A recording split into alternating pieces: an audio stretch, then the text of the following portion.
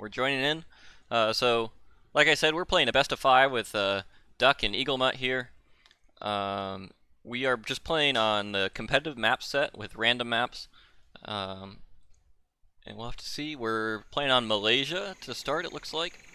And we'll have to figure out what map this is. Most of the maps in Definitive Edition, I think all of the new maps possibly, are from the ESOC patch, which was developed by ESOcommunity.net and our team of map makers. So most of the new maps in Definitive Edition were produced by ESOC. So it looks like we've got EAGLEMUT playing India here on the color blue, and we've got Duck playing Spain to start out with. And maybe he'll do a Spain revolt. We'll have to see. I know I think Callan was doing that in his 1v1 laddering. We've got a treasure contention already here. 40 wood. Duck sniping using his crack shot to kill the Guardian here, but EAGLEMUT managing to steal that 40 wood, which is a big 80 wood swing. Wood very valuable to the Indian player as their villagers cost wood, which is one of the unique features of the Indian civilization. So that's definitely a big plus for India. Looks like EAGLEMUT going for another 35 food treasure. What is going on here? Not sure why we're getting notifications over here on the map. Oh, I think it's because I was viewing the Mother Nature player, and so I was getting notifications about being attacked when the hunts were attacked. That's kind of funny. Yeah, so now EAGLEMUT going for 55 XP. That's a pretty good treasure. I don't remember that treasure existing before DE. How do we look at decks? Can we look at decks? I'm not sure if we can. Oh, yeah, we can. Oh, but it doesn't look like they've picked one yet. EAGLEMUT. Let's check Duck. How did I get there? Yeah, we can see his deck. That's awesome. So we see settler shipment coming in, very standard first shipment. He's got a trading post up, as we might expect from Spain, a very shipment-driven civ. Yeah, and it looks like EAGLEMUT has his wood trickle shipment on the way as well. Both standard play so far, despite being on a new patch. EAGLEMUT collecting some water buffaloes, which are going to help accelerate his shipment curve, since India can't eat the water buffalo, but they do grant XP.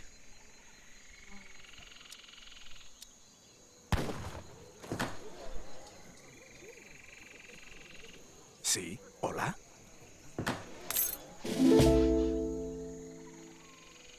I'm seeing a little bit of chat in the spectator, or in some chat in the chat about spectator UI. As far as I know, A's was not involved with this UI. AZAMP made the awesome UI that we had for before DE. This is a new feature here developed just by it's built into DE, and it's awesome that we have kind of built-in spectator support now. And there are a lot of things it does that we didn't see on the old spectator UI. For example, we can see the unit queue of each player. We can see shipments on the way. We can see an actual, the actual dial and progress of where things are at in research and in queue. The old UI, you could see what was in queue, but not like how close to done it was. So these are some big improvements from DE that are gonna make it nice to cast the game. Sí. Both players aging up here. EAGLEMUT laying down a aggro fort in base here, so this looks like maybe a more defensive game. Oh yeah, and I can just click on his home city flag to look at the... I don't know why I didn't try that before. Are there FPS issues? I think I'm just casting at 30 FPS, so maybe that's different than what Callan was casting at. My computer can probably handle more, but I tend to cast at 30 FPS just because I think it's enough for decent quality, and it helps out people with, well, it allows us to cast at the same bit rate and get higher quality when moving around without too much, wasting too much of your bit rate on just high FPS.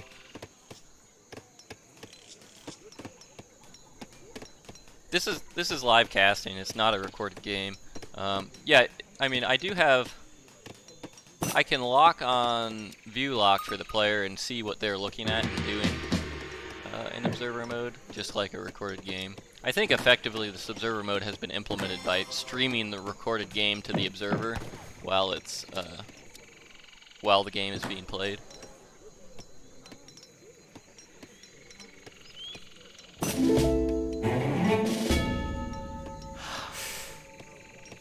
We've got resource crates from Duck here. Was that a shipment? That must have been his age up, and then his other crates from.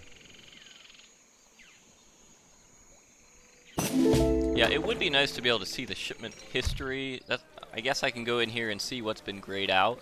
So yeah, so like Duck sent advanced trading post, which makes his trading post cheaper and have a ranged attack and more hit points, which is why he's going for both trading posts here.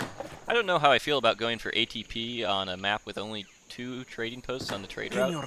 That seems like maybe not necessary. ¿Cuál es su comando? Yeah, he's gonna go ahead and build a trading post at the Sufi Mosque as well, since the trading posts are cheaper. I guess that's kind of necessary to really make use of the ATP card.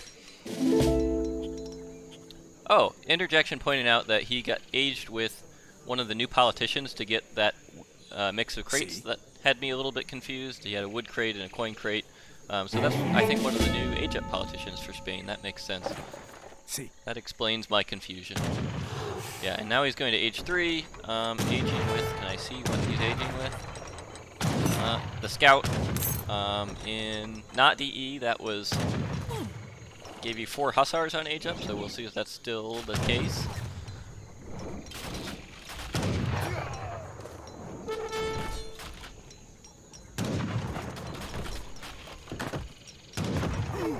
EAGLEMUT sieging a house here actually seems to be going down quite quickly despite only having like 4 sepoy.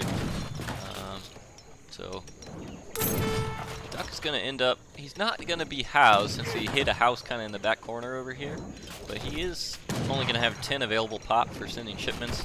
It's definitely something that you want to have available when you're going to age 3, expecting to send a lot of unit shipments. He's sending 700 wood, so I'm guessing he's just expecting to spend that on more infrastructure here going into age 3, build houses, and of course he has no military production buildings yet, so he's going to need to get a stable and a barracks down to be able to compete and stay in this. He does have the Sufi Mosque here. I guess he could train some more elephants, but they're quite expensive and really probably wouldn't be that good against the sepoy. EAGLEMUT picking up 15 XP and 15 coin, is that what that was? That's a new treasure. The little treasures were always a single resource prior to DE, so that's kind of new. Yeah, and Barrack's going up for Duck first here. He is going to need to get house up as well, but I guess he does have plenty of room. EAGLEMUT continuing to pressure here, yeah, but 4 Hussars coming out from the Scout H-up. Those are going to be able to clean up these sepoy, no problem. Although, since the sepoy do counter Hussars in melee, he'll take some significant damage on one of his Hussars. It's just not enough. The Hussars are 2 pop units, they cost a lot more. You really need to be pretty even on pop for the counter to be enough.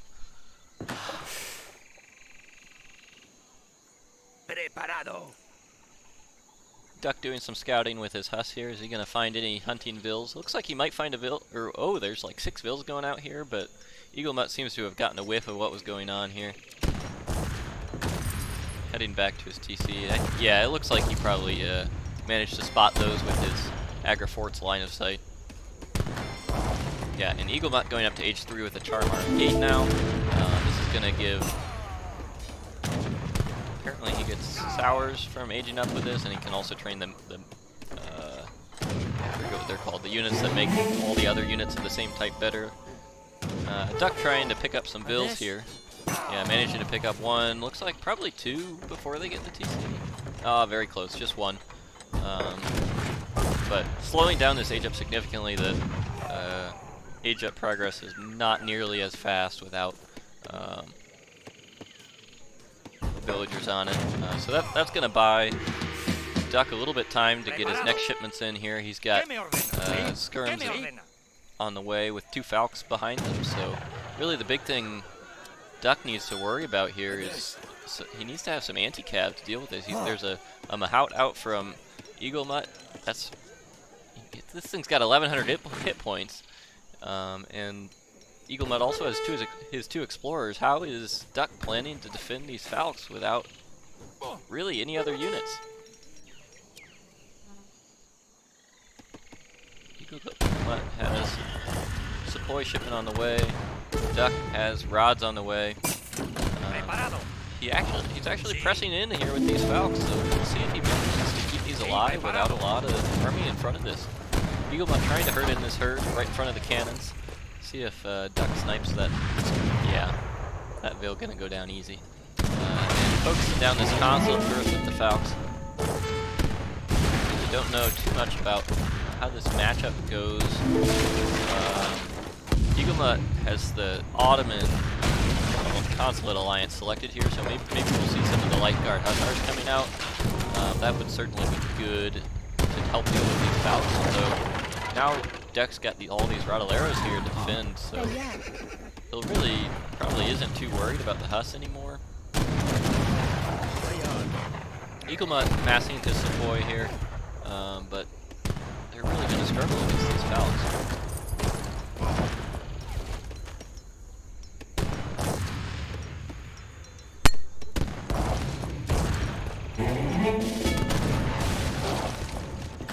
Starting to siege this Agri Fort. It's not going to bother EAGLEMUT too much since he does have another barracks up, but it certainly is, a valuable defensive structure for the Indian player here.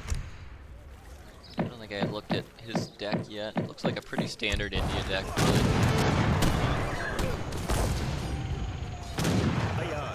I think this is looking quite good for Duck here. He's got his 2 stagecoach trading posts in the back of this with pretty good economy. Yeah, I will say I missed the economic unit population comparison from EP Spectator mode, but Definitive Edition, I'm just happy that it's built into the game. And maybe we'll see some improvements to the Spectator mode over time. Looks like this Agri Fort's going to go down. EAGLEMUT not really finding a way to be able to contest these Falconets at all. Duck just kind of sitting out here with his Rottleiros to defend the Falcons, and happy to slow siege, slow roll the base here. Yep, and 320 XP, that's a huge win for Duck. It'll help accelerate his next shipment. And we can actually look at that. Yeah, he's got a shipment, maybe half ready to go there. I guess that 320 XP is about 1/3 of a shipment at this point in the game. Now going after this castle, continuing to just slow the roll of the base and keep EAGLEMUT pinned in here and really unable to gather much. He's kind of out of hunts. His only hunt is right where Duck is sitting, so I guess he's got a hunt over here sort of, but it's very strongly threatened that castle's about to go down, so he really can't be out there. Yeah, and forced on the berries, which are gather much more slowly. Oh, that's cool. You can see now in the user interface how quickly a villager is gathering the resources they're gathering currently. I like that a lot. And that's a big improvement. Yeah, and so you can see you gather 0.67 food a second from the berries. Hunts without any upgrades are 0.84 off the top of my head. So usually you'd have some upgrades on that too, so you'd be close to 1 per second from hunts. So 0.67 is a significantly slower gather rate that EAGLEMUT is being forced to use here. Right. But we got the 5 Mahouts here. This is gonna be a big battle here. Duck's got a lot of anti-cav here, but is it gonna be enough? I think it is. Those Mahouts really went down pretty quickly. 2 more still.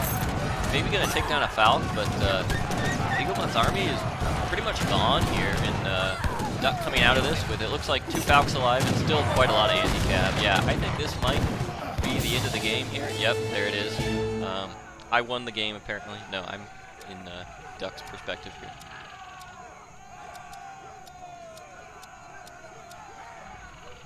Cool. That was a good first game in this best of 5 series that we're playing between EAGLEMUT and Duck. I like to see the Spanish. That's maybe not a civ we see that much of all the time, so that is kind of an interesting game. Although a pretty standard Spanish strategy, fast fortress, as we would expect. Alright, I think we're going to pop out in the game lobby, make sure we don't miss the next game here.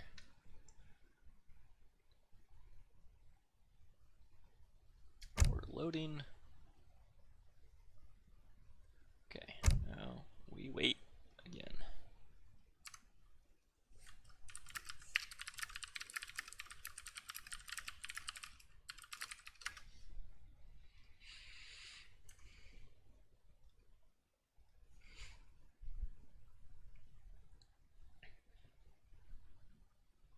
Yeah, I think Siege Elephants might have been a decent answer against those Falcons if he had that shipment in his deck. Seemed like if he took out the Falcons, his Sepoy probably could have dealt with all the anti-cav. The anti-cav probably, I mean, the pikemen and rods I don't think performed that well against musks, so maybe Siege Elephants would have been a better choice there. Duck was going really heavy on the anti-cav there, so the Mout pop didn't really seem like the best choice, maybe. We'll have to see what happens in game 2 here.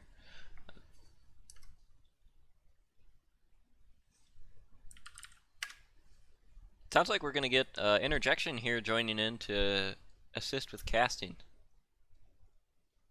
That would be awesome.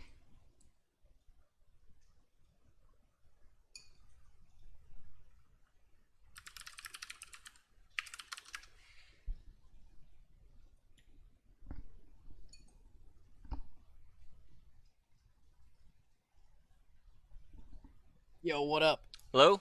You're live, FYI. Yeah, I thought so. I thought that would be the case. No, hello everybody. I don't know if I can cast the whole series, but I will certainly jump in for one, potentially two. We will see how it goes. Oh, and now I need to mute you on the stream because now I'm hearing myself. How surreal! Right, yeah. on this game, and we will get into it. Awesome. I saw that last one, and I was so excited by the new politician being used in a fast fortress.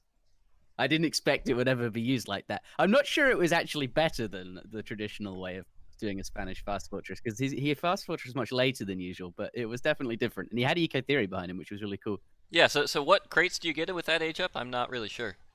So you don't get anything from it. No crates, no nothing. But what it does do is improve all of your age 1 shipments. So your infinite crates, your eco theory, your advanced trading, but whatever you... Hold on, let me tell you about it once I find the game. Otherwise, I'm just going to be... I haven't found the game yet either, so I don't think they've... What did you do? You typed in Duck or something? But his name isn't Duolckad. Yeah, he was naming it like Musk watched this game or something, and I tried that and it didn't find it, and then I just ended up refreshing until I found it. All right, well, once you figured out, once you're in the game, like, shout at me, otherwise we're gonna miss the start. I'm not sure how casting together will work, since I really like the fact that you can just see any game. Like, I'm gonna be able to watch Maito and Kaiser battle it out on ladder. Just it's gonna be great, but it is gonna be harder to cast together, because obviously the way we used to cast was we'd be in the game together. Everything was in real time, which had a certain charm to it, even if it was quite clunky and was creating unnecessary lag and stuff. But yeah, it'd be nice if you could have like a spectating lobby, so that you like at least the 2 spectators could be in sync and like chatting about the game. Yeah, being in sync would be great. I think though it's possible if you like fast forward, if that could fast forward a bit quicker. Yeah, I don't know. We'll see how it goes. But yes, I so on the topic of that, what was it? The Spanish logistician. So it's a politician. It costs 900 food. You don't get anything upon hitting up, but it does improve all of your age 1 shipments, and it gives you an additional 200 food, 100 wood, and 100 coin, in addition to the usual effects of the shipment. So you can get basically. So that's like making all the age 1 shipments basically like age 2 shipments. Yeah, it brings them up on par. Yeah, I like that. It does certainly do that. And what I like about it is that it enables Spain to have like more cards in their deck. Like, often when you play Spain, you end up like putting crates and shipments and all this stuff, and you can't really fit too many upgrades in your age 2. This kind of gives them extra deck slots, so to speak, which is what I like about it. Yeah. We found the game yet? I have not. So I'm talking to them on Discord as well. Which I think, I see. So did I invite you to that? No, I'm not in that, but I tried to. As long as you're in contact, that's good. Yeah, I liked what EAGLEMUT did as well. I think he needed a bit more time, and he would have been okay in that game. I like the use of the Ma House. I didn't quite catch what cards he sent, but I think he sent the elephant combat. Yeah, I definitely would like to have like the shipment history user interface that we used to have. That was definitely nice to be able to see what had been sent without having to, and in what order, without having to look at the deck and kind of guess. Yeah, keeping track of that is definitely something I'm going to try and do for the game. Yeah. For the next one, if we can find one. Duck says they're clicking in right now, so it should be available soon. Right, that explains why we couldn't find anything. Then they just weren't in yet. Oh, it's called Musketeer. It's here. That rhymes. I keep trying to scroll to it, and then it scrolls me back. Okay, there we go. I think I'm joining. Musketeer, it's here. Okay, so I'm just gonna pause as soon as I get in the game, and then we can try to unpause at the same time. Oh, there it is. All right, let's get in this. Oh, that's true. Maybe it's not too bad actually. You can just pause, and then, like you said, you're in sync. Easy peasy. Yeah. So I'm paused at 0. Perfect. All right. I guess. Well, I'm loading in now, so okay. I'll tell you when you unpause. Okay, you can unpause now. All right. All right. Let's get into this, ladies and gentlemen. Welcome to, I suppose, my very first Age of Empires 3 Definitive Edition commentary. Spawning on the left-hand side of the map in the color green, we do indeed have Duolckad, aka Duck, aka Vignier. I think I'm saying that right. Playing Japan. And starting with the Grove Rickshaw there. Oh, he's not building it. That's the Cherry Orchard. Pardon me. Okay, so he's going to use that Grove Rickshaw to do a bit of scouting here, which is definitely something you should be doing on this map. So for those that are wondering, this may look familiar to you. This map, Punjab now, it's been reskinned. It was previously Arkansas.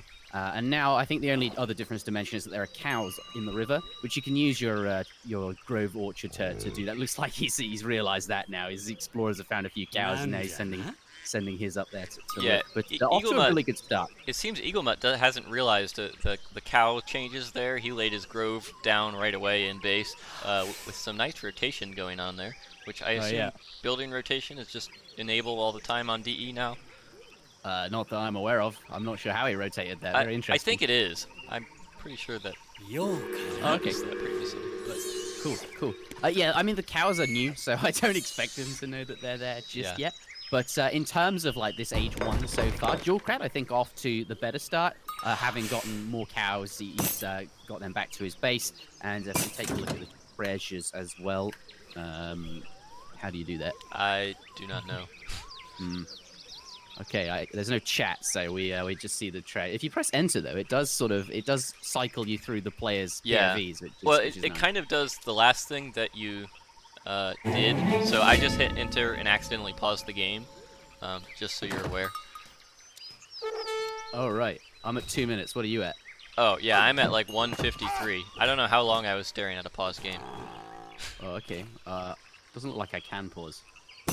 It should be right by the timeline in the top right. You should hit. Oh right, I was pressing the pause break button. Yeah. Right, shall we get into this? Okay, look. First things first. Okay, EAGLEMUT is sending the 7 cows. 7 sheep plus a homestead wagon. Interesting. Okay, so this card's been changed. It's now infinite. Previously, it was infinite for some civs and not for others, but now it's infinite for all civs, and it gives you a livestock pen wagon, or more specifically, a homestead wagon, which can transform into a plantation, mill, or a livestock pen, obviously, provided you're in the right age. The mill is the more valuable building, but I think here we're going to be seeing the livestock pen, and that would make sense since it can fatten the sheep that come with it for free. And obviously, on this map, you do get those cows as well, though unfortunately, EAGLEMUT not as many as his opponent there. Yeah, gotta make good use of those sheep, though. I like that with the livestock pen. Does the estate cost 400 or 500 wood now? The plantation? Cost 600. 600 wood to build an estate. Yeah. Got off. So obviously that's the best building, but you can't make that until age 3. And often, if there are still coin mines on the map, right, you're not going to want an estate. So I really like how dynamic that shipment is. You can obviously livestock pen is the least valuable building, but it's actually the one you want the most. By least valuable, I mean like least amount of wood. But you want to build that like if you're in age 1, that's obviously ideal, especially with the sheep. And then later on in the game, like in the late game, since it's an infinite card, you send it again and you can start pumping out estates when they are really, really valuable. So it sort of is a card that's great at the start, like EAGLEMUT's doing with now, and then is not very good in the middle maybe, and then gets really good again later on. So I think it's interesting to say the least. Not sure if we'll see it, you know, in competitive games at the very high end of the ladder, but still certainly better than what it was before. Shall we take a look at what? Oh, I paused the game. Oh, here we are. Play. Are you at 350? Yeah, I'm at 350. Let's Okay, take a look cool. at what the other player is up to, shall we? Do you want to catch us up on what Duck's doing? Yeah, it looks like Duck is aging with the Torii Gates here, which might indicate he's going for a more offensive play with Japan. He did lay down in the consulate right away and went with the Portuguese alliance there, which made all of his buildings cheaper, made his age up cheaper, so his age up only cost 680 food to lay down, and so he should be up quite early. And with these Torii Gates, which I believe give you a big XP bonus when built, and a samurai, no, a samurai and a military rickshaw. Is that different, or do I just not know how to play? So he'll get the 1.6 multiplier, and you're right, yeah, you get the samurai. Okay, yeah. So it's slightly better than before. It gives you 1.6 times bounty, so for all the XP you get when you kill things, build things. So that. Yeah, so laying down a barracks and base right away barracks, here. The barracks and the samurais you mentioned going down. What? I'm up to 5 minutes. Where are you up to? Yeah, I'm like 5 minutes right now. Okay, that's good. Continue. Tell me. Yep. Yeah, so I'm expecting to see Duck cranking out some maybe Ashy or Yumi here. Probably Ashy. He's not really playing anything too defensive. And go for something maybe aggressive, but maybe he's just preparing for this rush from EAGLEMUT, the blockhouse going up from EAGLEMUT, and quite close to Duck's base here. Yeah, I'm just cycling through the different players. Damien Mochichada coming out now. There is... Oh, cycle, come on. We have... So, yeah, blockhouse in the center of the map there from EAGLEMUT. So, going to be opening with the forward blockhouse and, of course, the usual 5 Cossack shipment. Really powerful. Daimyo Mochichada and a samurai. The samurai trying to chase those cab down. He's being snared by that one at the back there. Maybe he ought to turn around. But I think the more important thing for Duolckad here is to get Mochichada out of there. He really does not want to lose him. Oh, but there we come out of the barracks. 5 Ashigari Musketeers just in time, and he lured those Cossacks right into where they needed to be. And they have managed to take them all down. Mochichada is weak, but he's still alive, which is, you know, the important thing. Does he heal on his own, or is that just an explorer thing? I don't think he heals or can be healed by monks or anything like that. That's really? not a change. That's just how it always was, I believe. I could be wrong, if I'm remembering correctly, though. But you can retrain him later on once you get the correct... wonder. But now, yeah, Duolckad in a reasonable spot, keeping Daimyo at the back there for the HP boost. That's all he really needs from him. That HP is spent, but he's not dead. 1 HP is all you need there. And Japan managed to repel that 5 Cossack opening very easily, it seemed. EAGLEMUT, I think, was hoping to get considerably more done. But, yeah, not the case. Really nicely done from Duolckad. But we shouldn't forget, EAGLEMUT does have at home those sheep, which I believe he's now going to start eating. Oh no, that's me just on the Mother Nature setting, and I could only see a few of the sheep. I thought he'd eaten some, but that's not the case. Yeah, the chat has said, and it seems to be the case, that the Daimyo heals when he's idle. So he is going up slowly, but he's only got 50 hit points right now, so...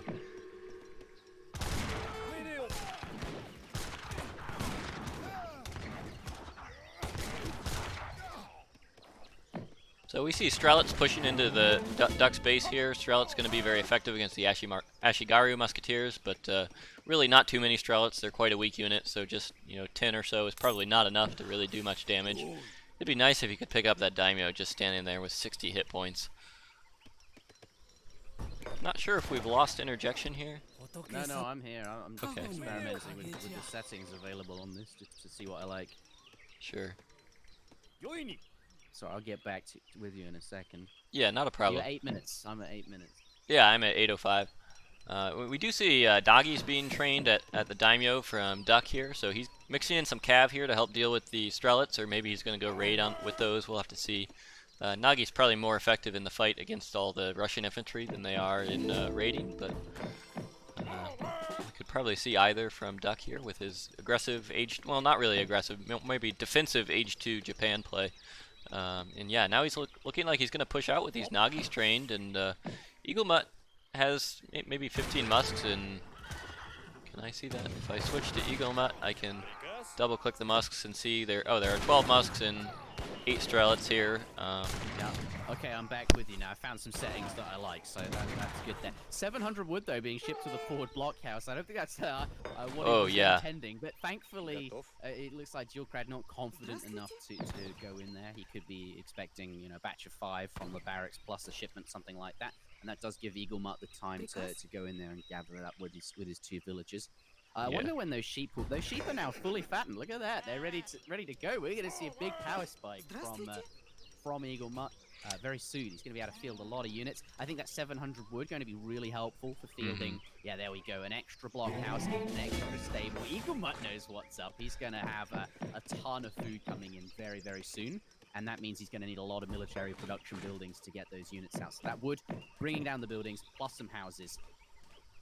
Yeah, we got 10 Strelets in queue at the existing blockhouse, and I imagine as soon as the other one goes up, he's going to be dropping musks or Strelets in queue. We do have a raid in the back with Nagis picking up a Russian Vil, but one Nagi almost going down. He's got 5 hit points left. Oh, wow. A villager would take him out. They're both like on 1 HP. Oh yeah, they are both very low, so I'm really impressed he managed to get those out of there, but we'll see if they really can accomplish much more than occupy population space at this point. It almost seems better to just let them die, unless you're going to get units out to heal them. Well, I mean, 1 HP is still going to tank like a whole volley from a musket or something like that. So well, that's true. I suppose it's okay. I mean, yeah, but obviously full HP is way better. Here we go, though. I think Duolckad now going to push in. He sees the size of that army and probably doesn't think too much of it. Probably thinks to himself, yeah, I can take that. I mean, he's going back now. What's he going back for? Looks like he's adding in a second barracks of his own and doesn't feel quite confident to push in just yet. I mean, he did see those sheep. He raided, I think we saw those 2, so perhaps he knows there's a big power spike coming and isn't ready to get his units caught under a blockhouse. But oh, look at this. EAGLEMUT now has an absolutely butt ton of units coming in, looking to siege down that market. Not quite there. Nagi coming in through the back to keep these Strelets in place. The Yumi coming forward. Mototada a bit more healthy than before. These units, additional stats, presence there. I don't think EAGLEMUT has quite enough. There's only a few Cossacks here and a lot of Yumi to deal with. Well, I don't know. I think I could see this going in EAGLEMUT's favor here. These Yumi are just walking away and taking a lot of damage in the process. Yeah, and 5 Cossacks still alive. He's doing well. What am I talking about? Haven't been casting enough recently. Strelets in the back there, plus the few reinforcing Strelets. Now, pushing into EAGLEMUT's base, pushing into Duolckad's base. It's been a while. Yeah, I'm beginning to wonder if this is an overcommitment, though. Is he pushing in too deep here? I think he could get, with Minutemen popping out, he's going to get kind of trapped in here, although we do have reinforcing Cossacks coming in on the right side and Musketeers as well to help clean this up, and I really can't tell how this is going. Yeah, I'm looking at EAGLEMUT at the moment, and I think he's got this. Yeah, I think so. Either way, he's doing a lot of damage. There's a number of villages going down. He's certainly felling them up. Look at them all sort of going into the TC. So he's getting some work done either way. All of the Japanese units basically down now. Daimyo Mototada going down as well. And without him, that is a big bonus to the Japanese military that is now gone here. I don't think... What we got? Let's switch over there. No, there it is. Yeah. And that brings the score down to... 1-1. 1-1. Okay, this is good. Shaping up to be a good series. Yeah, so this should be a tight series. We'll have to see how this continues here. So we saw Russia and Japan in this game. We saw Spain versus India last game. I'm not sure what other civs these players like to play. I know EAGLEMUT is a big India player, so maybe we'll see him pull out India again. Yeah, are there any civilization rules? Like, and there is still a post game. I hadn't tried this yet, but yeah, we're playing with New World Championship rules. So that's once you've won with a civ, you can't play with it again for the remainder of the series. Is that true? I see. So he does still have India available to him then, if that is the case. Very good. I've jumped out, so we'll see if we could get a new game or get that game going again. Apparently I'm a bit low. Maybe you can turn my voice up, or perhaps turn. Yeah, I'm sure you can. Yeah, I need to go up. However, so someone complained about the game volume being loud, and I turned that down, and that controlled you also because I was just adjusting it in OBS. I see. Yeah, bear in mind, my Musketeer was not expecting me to rock up. Yeah, I can probably do another one. Yeah. Oh, awesome. Makes it a lot more fun to have you here for sure. So I'm turning my game sounds down in game now, and now I can turn that back up. See. Yeah, we're getting there. All Must get into look here. Got it. Thanks. Password protected. Oh no. You have to whisper me the password. Duck said he did that on the last game, so the password I guess is just for joining the game, but to observe it, it's not. Oh, I see. Right. Yeah, that makes sense. I didn't have the observer mode checkbox selected already. Okay, well we'll get there. Do you want me to say some words? Talking, 1, 2, 3, testing, live on stream. We are going to get this audio right. Don't worry, guys. Yeah, I think we should hopefully be good now. That looks about even with where I'm at. All right. Yeah, keep us up to date. Perfect, Tokugawa says. Awesome. Perfect. Okay. Well, we'll bear that in mind, but do let us know if it's not perfect or if you thought it was perfect, but suddenly I start talking really far away from my microphone like that and throw you off or something. Perfect audio. Awesome. With might I remind you, about 6 T's. So the more T's, the more perfect it is, right? That's how that works. I think that's how that works. Gotcha. I will say that as an observer, waiting for the game to start it feels a lot longer than when you're actually in the lobby. Yeah. Well, it's because like the power has shifted back on EP or the traditional Age of Empires. The way we observed there, like the casters were in control of the game start. The game didn't begin till I pressed the green button. But now they just get to start, and I have no say. I feel like I'm powerless. It's a great change. Yeah, I do need to toggle spectator mode, but it takes quite some time. I haven't seen anything start just yet. Yeah. Perfect. All right, I'm looking forward to seeing their next civilizations, particularly Sweden or Inca, if they're bold enough to try those out. Yeah. I mean, I'm not sure they will, just because, if you're playing a competitive best of whatever it is, you're going to want to stick with civs that you've played for years and years. But I think as people experiment more with Inca in Sweden, we will definitely see them doing very well as well.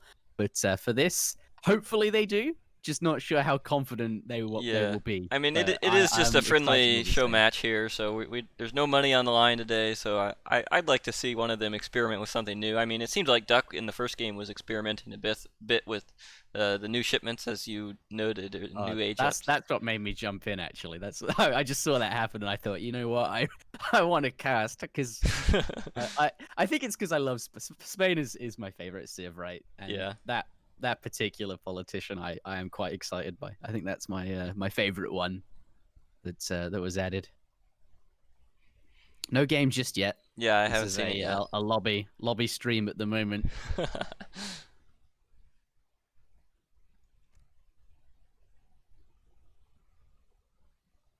Someone asking about the servers. It seems like so far the servers are good. I haven't had any trouble joining games or anything like that on DE. Yeah, seems good so far. I like that what we want. Ranked matches are only quick search. I think that's a big improvement over previously. Oh, I lost how to do this. Yeah, and I think it will create more, civilization variety as well. Because often when people played in lobby, you could see what civ your opponent had, and then you pick a civ that to play against them. Not necessarily a counter pick, although that was something you could do. But more like people enjoyed playing these matchups, or they would pick matchups that they were just familiar with. And I think now we're going to see, always maps are going to be random, always civs. You don't know who you're going to be up against. And I think that's really interesting, really good for a competitive environment. So I agree with you there. Yeah, I did see some chat on. Oh, I've got spectator mode off again. I clicked out of the browse menu and then it goes away. Do you know if they've started? You've got Discord right with them, so. Yeah, I don't think they haven't said anything, so I assume they haven't started yet. Oh, right. All right. There was some chat on the forums, which I want to plug again, eso-community.net. Check us out there, join the forums. Someone was running some stats a little bit ago. We have close to 500,000 posts there. Good lord, do we really? Yeah. So we've been running since about 2015. If you're new to the AoE3 community, we've run about 60 tournaments with about $25,000 in prize pools of total. So. Yeah, and you'll notice the bar in the top there. All money raised on this stream goes towards funding additional tournaments. Yeah, for sure. It does appear my bar is a little small, apparently. It's kind of on top of itself, but pay no regard to that. I don't know how to fix that. Okay, no game just yet. I want to get started. I want to see what's up. Where can I find the balance changes from TAD to the definitive edition?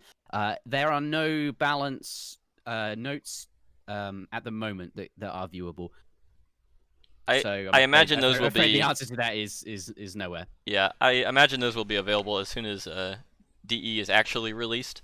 And at the moment, they're still tweaking things, as far as I know. So that I'm sure they're very much in flux.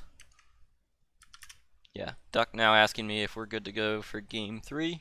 Yeah, I've been ready since forever. Since I was born ready. There you go. I was ready for this game. Never mind. Oh, I see it. Oh, must get into look here. There it is. I will look here. Here we go. All right. We're getting into this one. The wait is over. Let's see what civilizations they have. I can't see what map they have just yet because it's not loaded in. I was hoping that but it will be on game speed medium. Was that a Sweden I saw in the lobby? Oh, yes, I think it was. All right, we will be seeing one of the new civilizations. Ladies and gentlemen, welcome to game number 3 in a Play All 5 series between EAGLEMUT and Duolckad, aka Duck, aka Vignier. I love saying. Do you have that unpaused? Sorry. Yeah, I've unpaused them at 5 seconds. Yeah, that's where I'm at. Okay, very good. Spawning in the bottom of the map, in the color green, we do indeed have Duolckad playing as Russia with the updated flag. Sending a settler out the other side of the TC. Going to start herding those animals back to his town center. And those villagers going to finish up the crates, passing another one through. I like the start. Very clean. His explorer heading out to the left-hand side there. Comes across a small coin treasure. 30 coin.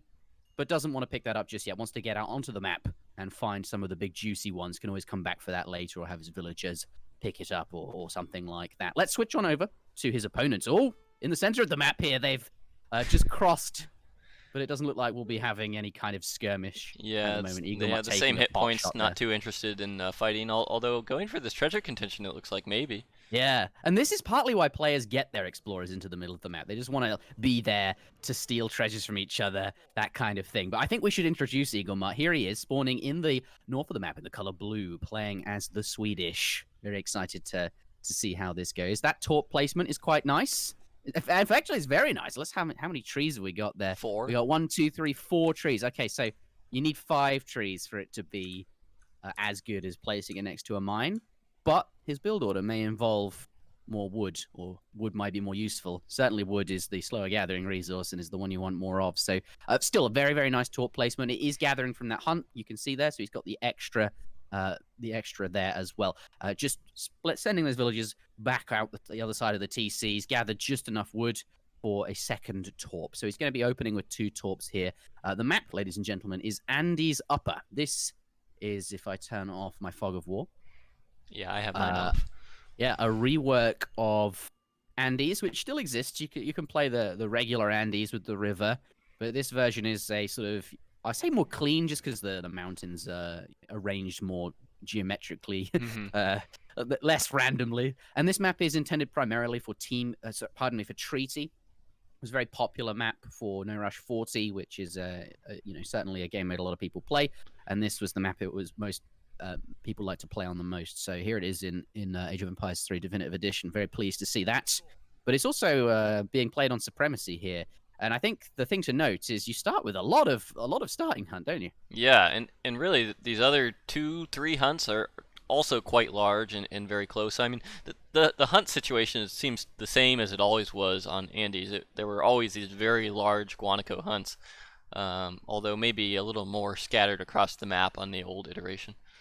Yeah, I mean, this is a feature of regular Andes too. These absolutely enormous hunts. Yeah. It is kind of absurd, but it is what it is. EAGLEMUT looks like he's going to be opening with town militia. I mean, what's he got in mind there? I am not sure. I mean, I'm almost certain he didn't skip his 3 vills. That really would be absurd. No, he didn't do that. But he's sending that right away. Often players will like to wait and not send that until they know it's absolutely necessary, because then you have an extra shipment, or if you send it and don't end up needing it, that can be unfortunate. But he is going to be opening with it here, so clearly has something very defensive in mind. He's very confident that he needs to send it now. Perhaps he doesn't think he'll have the time to send it later. He wants to get those shipments, make sure 700 wood, that kind of thing coming, and fitting in Colonial Militia later. He knows he's playing in base. That's the point I'm making. And I think against Duolckad, who's playing as Russia, that's probably a good call, right? Yeah, and so I guess he's going for some kind of torp boom here. Is that the plan, do you think? Staying in base with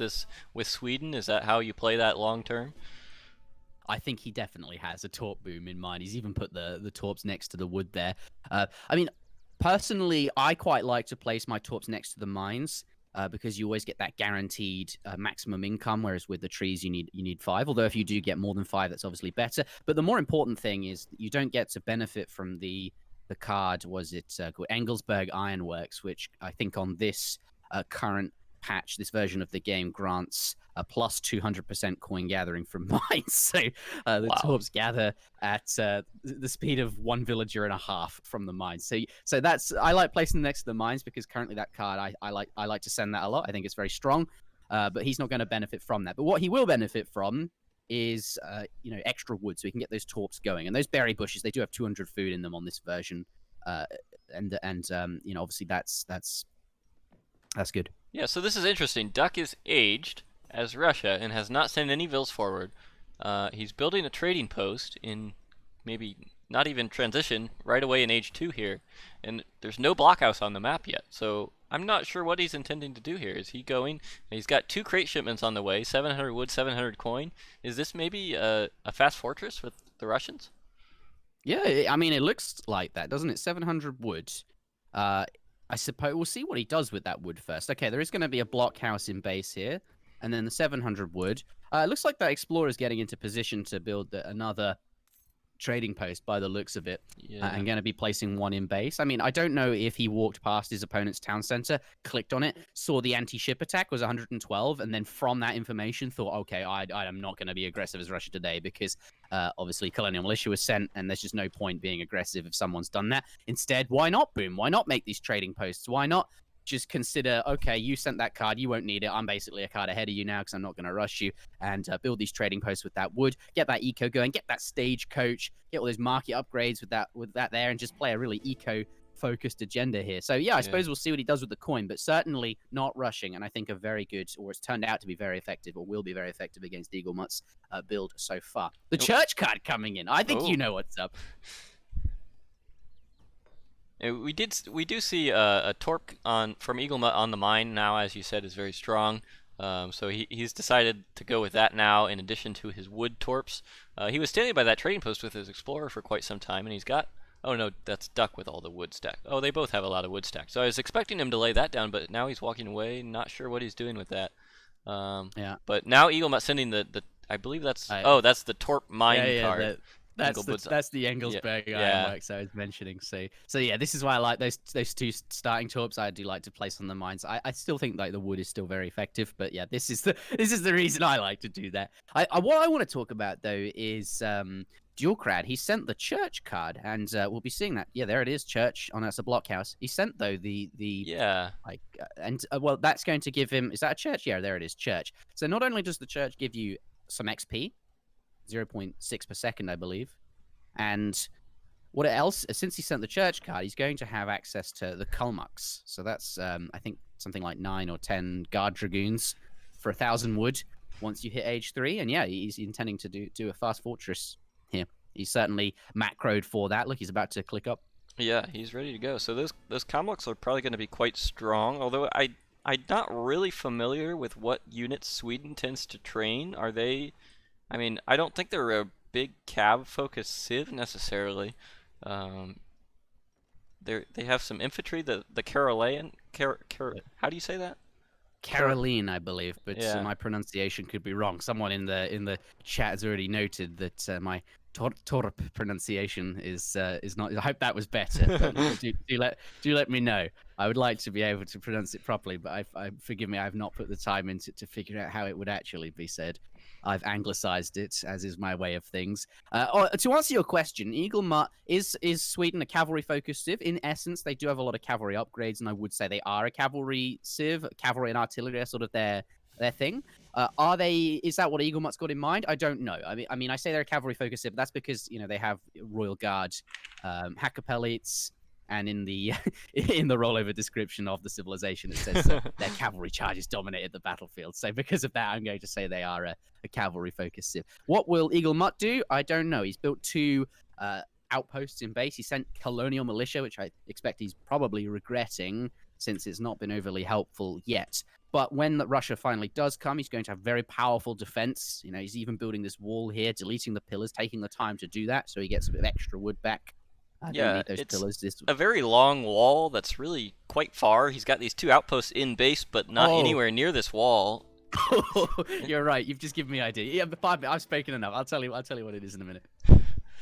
Oh, there's 4 Torp wagons coming out. So looking to continue this boom, and still not a single military building down from EAGLEMUT. So he's really investing heavily into this greedy boom. And I love it. I love it. I love what he's doing. First, let's check out Duolckad. Okay, 700 coin coming in, and I expect all those market. Well, he's getting lots of market upgrades. It's not 700 coin. It's probably 1,000 coin. Yes, it is, and another town center going down as well. So looking to play very economically focused here.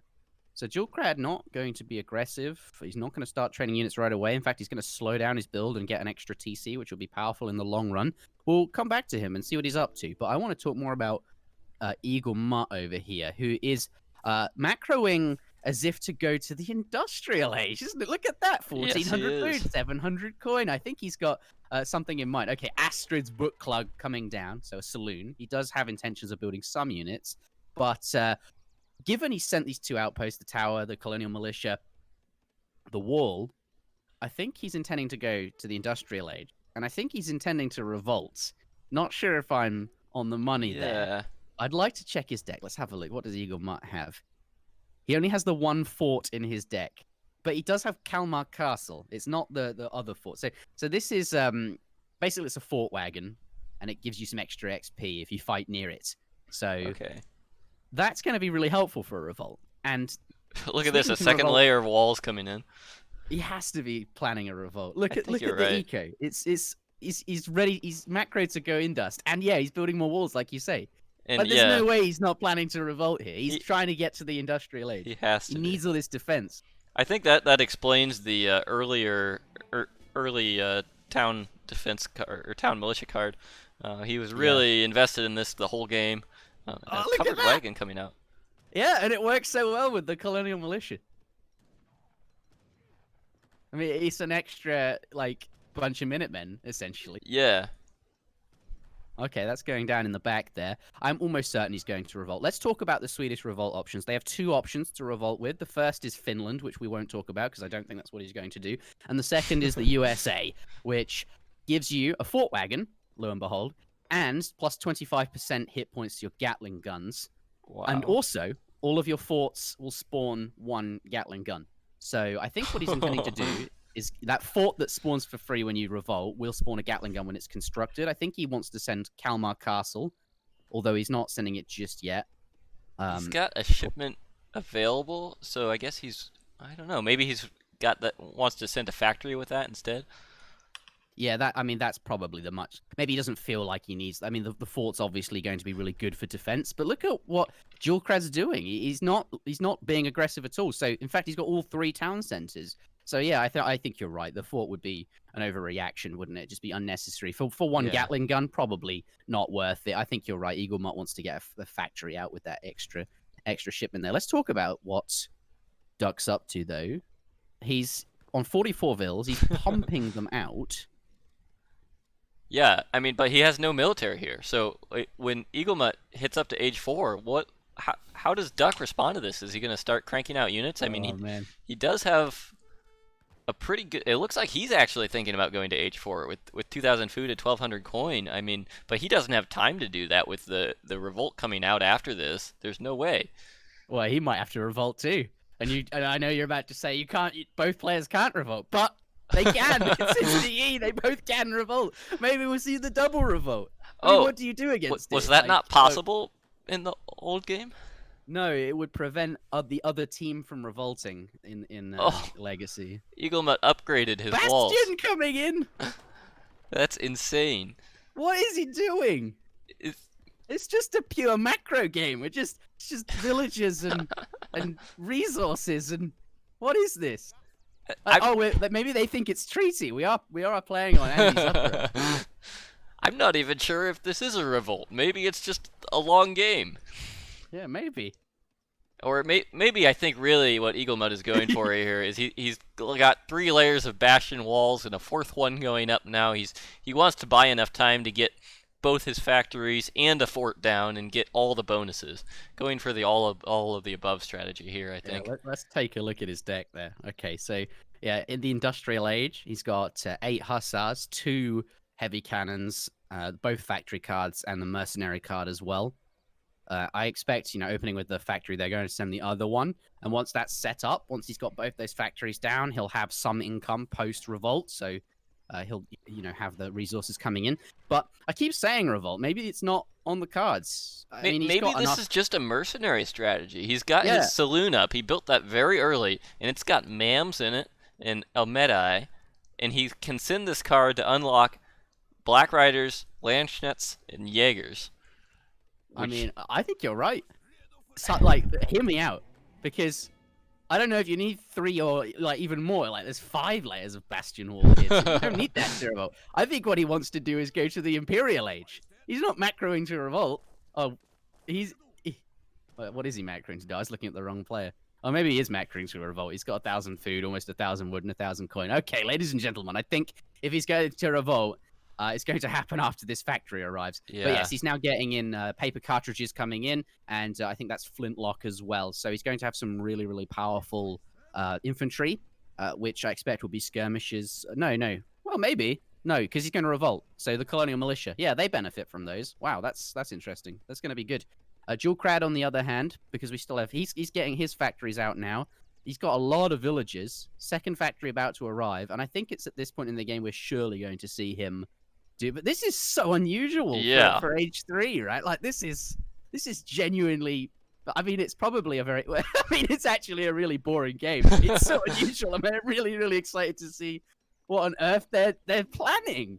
But anyway, what was I going to say? Something about the revolt for Sweden. He's not revolted, but the second factory has arrived, and he's starting to build plantations. So I think he has in mind to go to not revolt. This is going to be playing the game. And you were saying earlier about, I think this is a mercenary strategy, and I absolutely agree with you. And what I think he's got in mind is to go for a fast Imperial, which I can't believe I'm saying this, because how absurd would that be? But if you age up with the mercenary contractor to age, I mean, I'm still talking. Why am I still talking about something that probably won't happen? Look at this. He's just revolted into Hungary, which grants you the Grenzers there, and each blockhouse will spawn...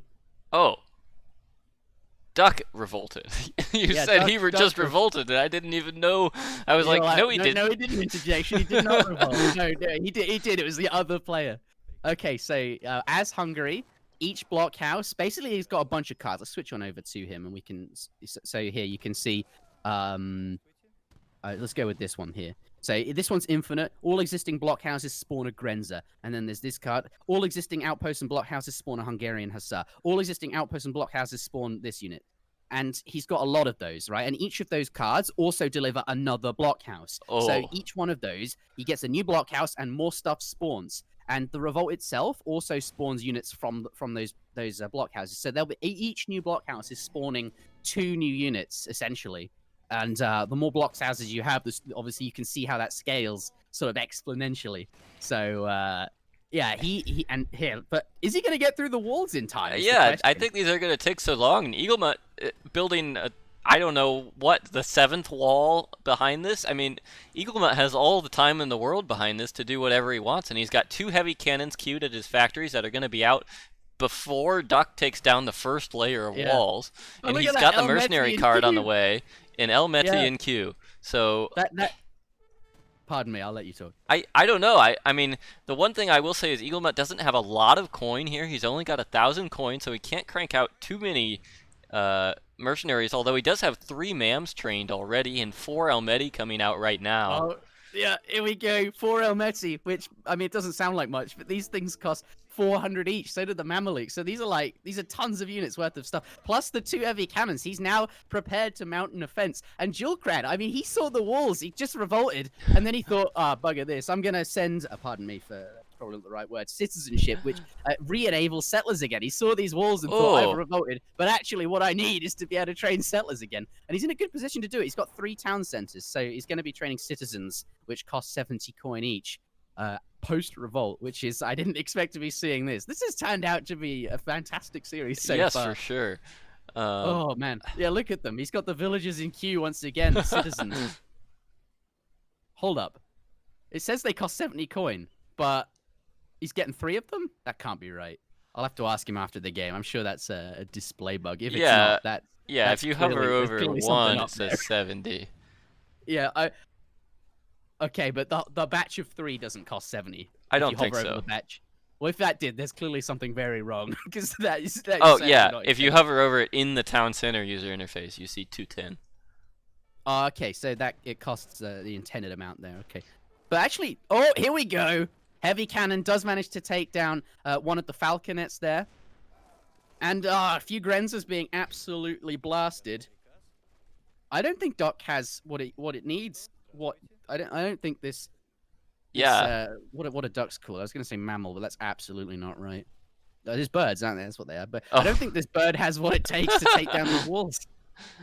Yeah, and now 2 more heavy cannons coming out, and this cavalry mass is starting to look like a mass. And that's a problem when you've got Mamelukes with 1,900 hit points and EAGLEMUT with 1,300 hit points. I mean, these units are insane. These units are insane. They are absolutely going to... don't they look glorious if you zoom in on them? Absolutely fantastic. Look at the sheen on the buttocks of that EAGLEMUT there. That loin is looking very shiny. I'm enjoying that. The shininess, that is. Here we go, though. These Grenzers, I think he's just going to... Oh, look at the +10s. I think he's just going to resign. Like, what can you do against... Yeah, I mean, his army's... Oh, I guess he has another one over here. Oh, there's the rest of them, yeah. Okay, in his defense, Grenzers are colonial militia, so they but the +10s, but they do have ×2 at range against these cavalry, so there is that going for them. But you know, with that card that EAGLEMUT sent that gives these units +20% attack and hit points, I don't know if these Grenzers are going to be enough at all. Look at them; they're just shredding them. Yeah, and I mean these heavy cannons are going to catch up before too long. Maybe they won't. They're gonna be dead before then. Yeah. Yeah. Duolckad resigning coming here. Out.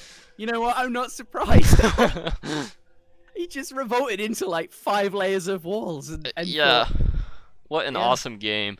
Oh, that was fantastic. So that makes it 2-1 for EAGLEMUT. Is that right? Oh boy. Yeah. 2-1 to EAGLEMUT. What a real. It was so slow. They just did nothing for the first 15 minutes. It was glorious. Oh. Okay, I'm gonna step away for just a minute. Are you on for the next game? Yeah. I mean, how could I leave? I mean, I should be in bed, but how could I leave now? I'm gonna step away too. I'm gonna go grab myself a glass of water, and hopefully my headache will go away. But and then we can get into the next one. All right, everyone. We'll be right back for the next game.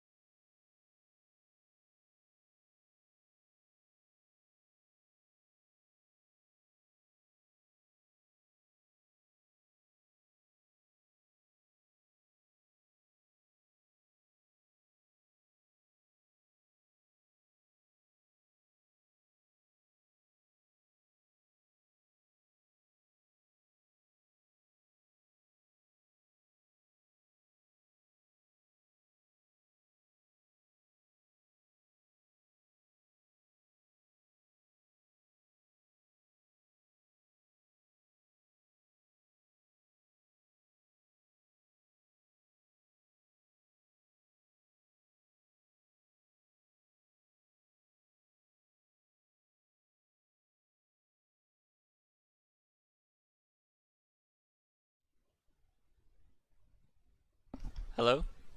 Hello, indeed. Sorry, I switched to my overlay, and my overlay scene doesn't have any audio on Oh, I see. I was talking to the chat for a bit, but it. it turns out they couldn't hear me. That's fine. I didn't really say very much. All right, ladies and gentlemen, we're both back. I've got my glass of water. Musket's back from, well, I'm not really sure what you went to do, nor does it matter, but we're going to get into the next game. Yeah, I think maybe my game sounds were ended up a little low. I'm going to try turning them up a little bit. Let me know if they end up too loud. But I think maybe we missed out on some heavy cannon volley sounds. What upgrades, pardon me, what mercs can Brits upgrade to in Imperial? So all European civilizations now have a politician in the Imperial Age called the Mercenary Contractor, which grants, I won't say exactly how much, because it might change. Well, I know that's not true. At the moment, it's 50% attack and hit points for all mercenaries, but it's not worded as 50% because that value, yeah, we'll have to see if that's the right value. However, it's only 35% for Mamelukes and Elmete and Lil Bombards, which are, of course, the Industrial Age mercenaries. So you can think of it as plus 50% attack and hit points for all Fortress Age mercenaries and plus 35% for all Industrial Age mercenaries, which is nice because I kind of like how that makes mercenaries usable in the Imperial Age. Obviously, they have no upgrades. Mercenaries cannot be upgraded. So past the Fortress Age, they sort of drop off in usefulness and they don't ever come back. But now they have that power spike in Fortress where they become available and are actually useful. And then they sort of die off again because you upgrade all your units to Guard and Royal Guard and stuff like that. And then Imperial, you can start using them again if you want to. But I think as civilization like Sweden and Germany, which also have upgrades in their home city for such units, it's actually, it might actually be very good. So one to watch out for. So to answer your question, British can upgrade all their mercenaries. Yeah. But And they so can have to everybody else. upgrade all their mercenaries. It's no options, right? It's just the one Yeah, it's just a flat upgrade to all of them. Yeah. But I mean, if you do age up with that option, you don't get 2,000 coin or the heavy cannons or whatever else you could age up with. So it is there is a drawback there. Yeah, that is a pretty big investment. I mean, it certainly paid off for EAGLEMUT in that game. Getting Mamelukes with 900 or 1,900 hit points is absolutely insane. That's like a house and a half of hit points. I can see why EAGLEMUT built his torps next to the trees now. It all makes sense. We were saying, I was saying, you should put them next to the mines because, you know, you get more coin with your upgrade, with your Engelsberg, that kind of thing. But actually, he wasn't really planning to leave that little area, was he? So kind of makes sense that he put them next to the trees because those mines would get exhausted anyway. I think I would have liked to see him lay down a trading post in that game to help accelerate getting those factories out and maybe even drop a fort too and get... Do you get the Gatling guns with what he revolted with? No, that was the USA that you were talking about. That has the Gatling gun bonus. Yeah. But regardless, I think the trading post would have been worth the 200 wood, and in maybe the early Fortress Age, he had his explorer standing over there and was thinking about it, and then decided against it. Cool. I don't know why I said cool. I was like, let's get. I thought I saw the game, and I said never mind.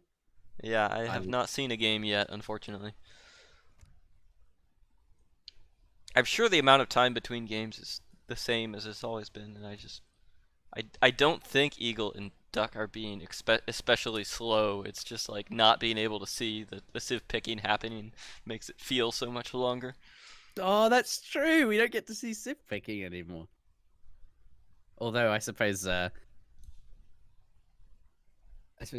was never really much to say about civ picking. Yeah.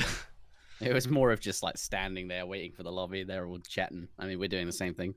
Yeah, that was just the convenient, easy thing to talk about when it was happening. It's kind of fun to see the surprise of what civs are we seeing once we're in game. Although it would be kind of nice to you get a little more narrative out of it if you see it happen sequentially.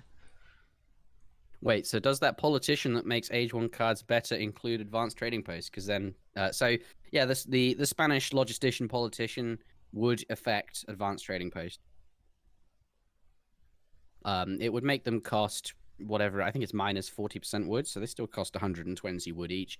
But yeah, you do get the 100 wood, the 100 coin, the 200 food. The trouble is with it though, is the advanced trading post is a card you kind of want to send like ASAP. You want to send 3 vills and then ATP ASAP so that you get it and can start building those trading posts like early on. If you wait until you've aged up to send ATP, your opponent, especially if it's an ATP mirror, is going to have stolen all those trading posts. So, I mean, certainly it's still good, but it's awkward, right? I think ATP is not the best card to combine with that politician. Yeah. If anything, you could almost squeeze in ATP before that and then use that to the extra XP from that to try to get more H2 shipments in, right? And that might be the better play there. Yeah, more H2, more H3 shipments, do ATP FF, that kind of stuff that Spain often does anyway.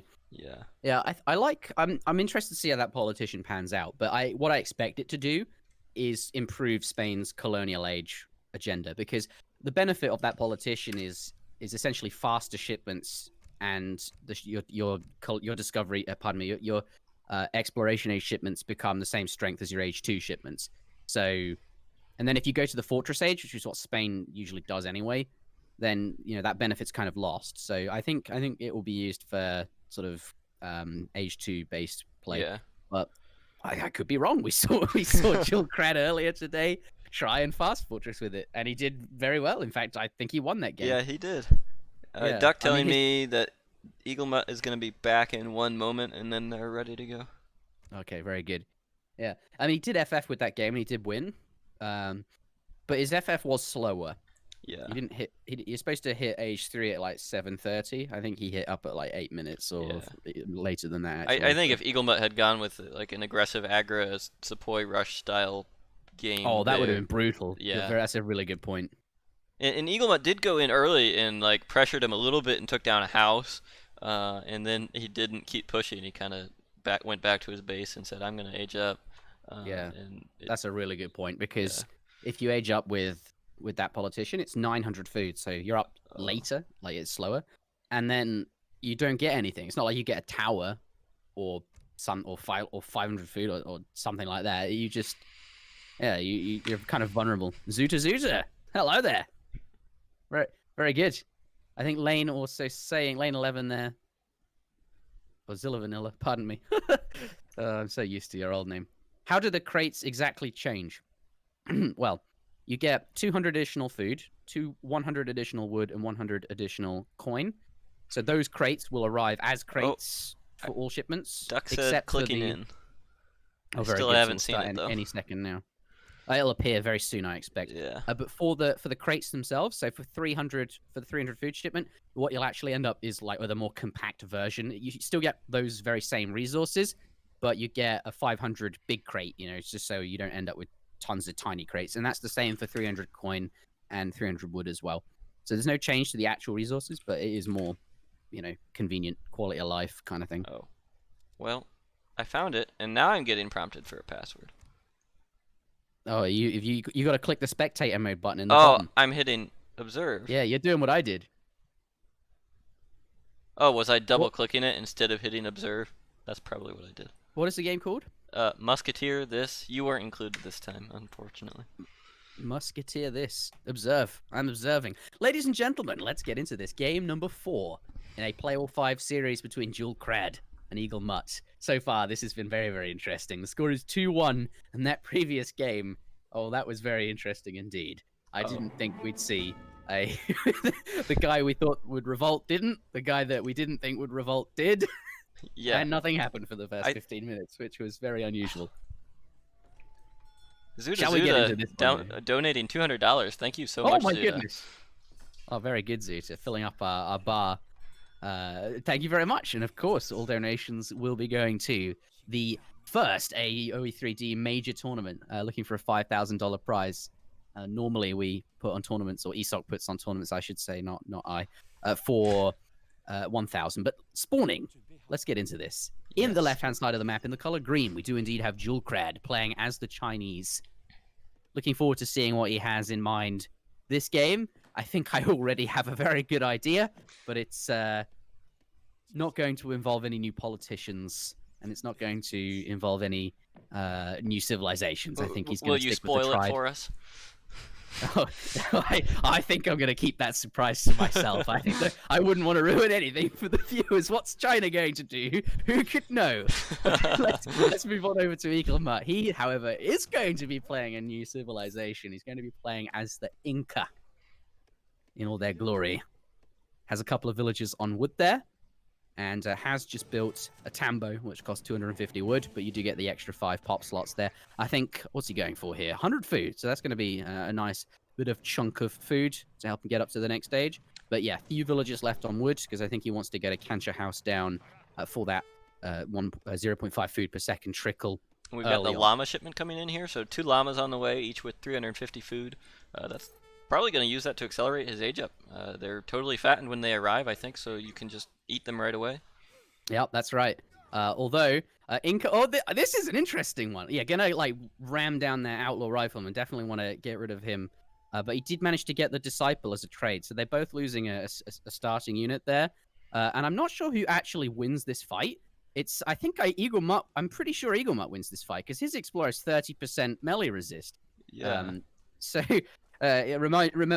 just pointing out, this is also tagged as a heavy infantry unit, so it does have that weakness of being, weak to skirmishers. But yeah, I think in the early fight there, it does quite well. Does, however, have 4.25 speed, so your opponent can sort of escape if they do the snare trick quite easily and quite consistently. So there is that. But we should talk about what's in mind. Yes, you did point out there's 2 fattened llamas, and he's going to eat one right away there. I like how the other one's still alive and not decaying, and that means he's going to be able to get up. And this it's become, by the looks of it, on ranked, on ladder, in this beta so far, this streaming event or whatever it's called, this has become kind of the standard thing to do. Although he's using it to get up super fast, and I've seen what a lot of people do is they like to build 2 or 3 canchas in age 1, or tambo and a cancha or something like that, which I suppose is actually what he has done. Yeah, and he's aging with the chief. Is that a fast age up? No, that is going to be 2 builder traveler. Ah, okay. I think both players did quite well on treasures. Maybe Duck better than EAGLEMUT in that. I saw, although EAGLEMUT now going for 75 wood, which is good. Duck picked up a 95 wood and I think another pretty good treasure, but that I've forgotten. Maybe a lot of food. Yeah, we haven't got a treasure log, so hard to do. Keeping track of those is going to get you some brownie points. Yeah. Oh, the treasure contention. I think I'm famous for these. Not too much of a contention. I think Green's just going to steal that one. Yeah, EAGLEMUT maybe figuring out what's going on here. And actually going in for this just in time, he might be able to pick this up. Oh, there is a contention after all. Yeah, they're both melee explorers, which makes stealing treasures actually quite difficult. Looks like though the Chinese explorer I think he's got enough hit points to actually win that. Although he could turn around. He looks like he's going to try and use the snare thing to escape. I don't think that's going to be very successful though, as he has got 0.25 speed less. Yeah, but I think he has to fight that. Yeah, he's gonna. I mean, mind you, he's about to hit up to the next stage, right? So he's going to get that HP boost, and he's not going to lose that explorer. I think. Yeah, there you go. He's going to be absolutely fine. It seems like the Inca war chief gets 250 HP on age up. That's quite good. It's the same as the other war chiefs, or at least it should be. Oh, as other war chiefs, but not like the explorers only get like 100. I don't know about the Chinese monks. Yeah, it should be the same as other war chiefs. So there, make of that what you will. But yeah, opening from the Inca player, looks like it's going to be a starting tambo. In fact, 2 starting tambos. The Builder Traveler has been used to place a trading post, and he's going to place one on the Cree settlement here as well. Let's take a look at his deck. He's got 700 wood on the way, and nothing in particular that I want to point out. To answer a question in the chat, this is the definitive edition of Age of Empires 3. This is a pre-release build that's the streaming event available to Age Insiders, and we're playing it this week. The game comes out on the 15th, so check out the game and hopefully get your pre-order in. Yeah. What, however, is Duolckad up to? Summer Palace going down, going to be training the Old Han Army. And food on the floor, but opening with 700 wood followed by 600 wood. So I think the thing we were thinking he would do, not the case. Or he is kind of macroed for perhaps an agent. Maybe this is a slower one.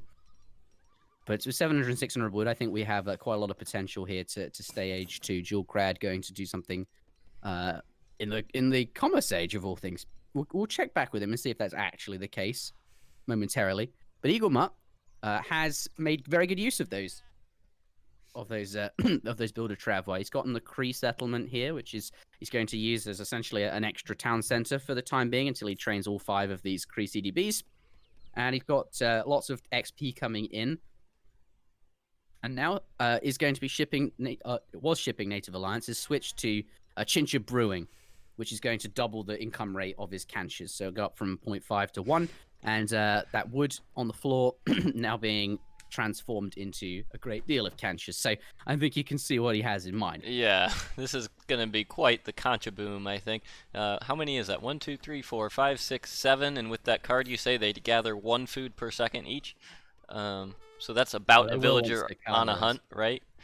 Maybe a little bit better, except there's no walking and no danger of dying. Well, if you consider a vill to be worth, like a vill with steel traps is over 1 food per second. These are exactly 1 food per second. Okay. But then a vill on steel traps moves around a lot and has to stand up and walk. So I'd say each cancher is about 1 villager on food after you consider like upgrades that you would usually get.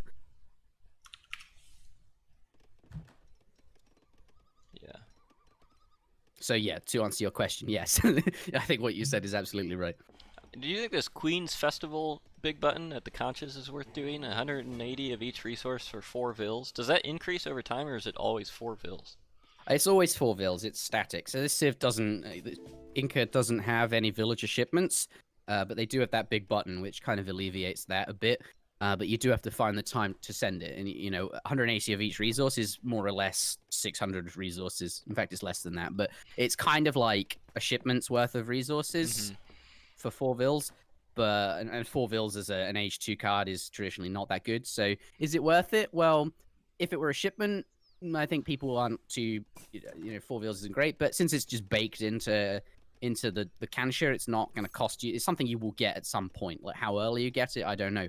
I saw an interesting build earlier where they opened with some guy opened with 700 coin and used that coin to get the cancher, which costs 180 coin for the Queen's Festival, and then spent 250 coin on the town center that you can get in Age 2 as a shipment, and then spent the remaining coin on the market upgrade for Forest People Ceremony, which I thought was a really clever build. So yeah, I think it's something you will definitely get at some point.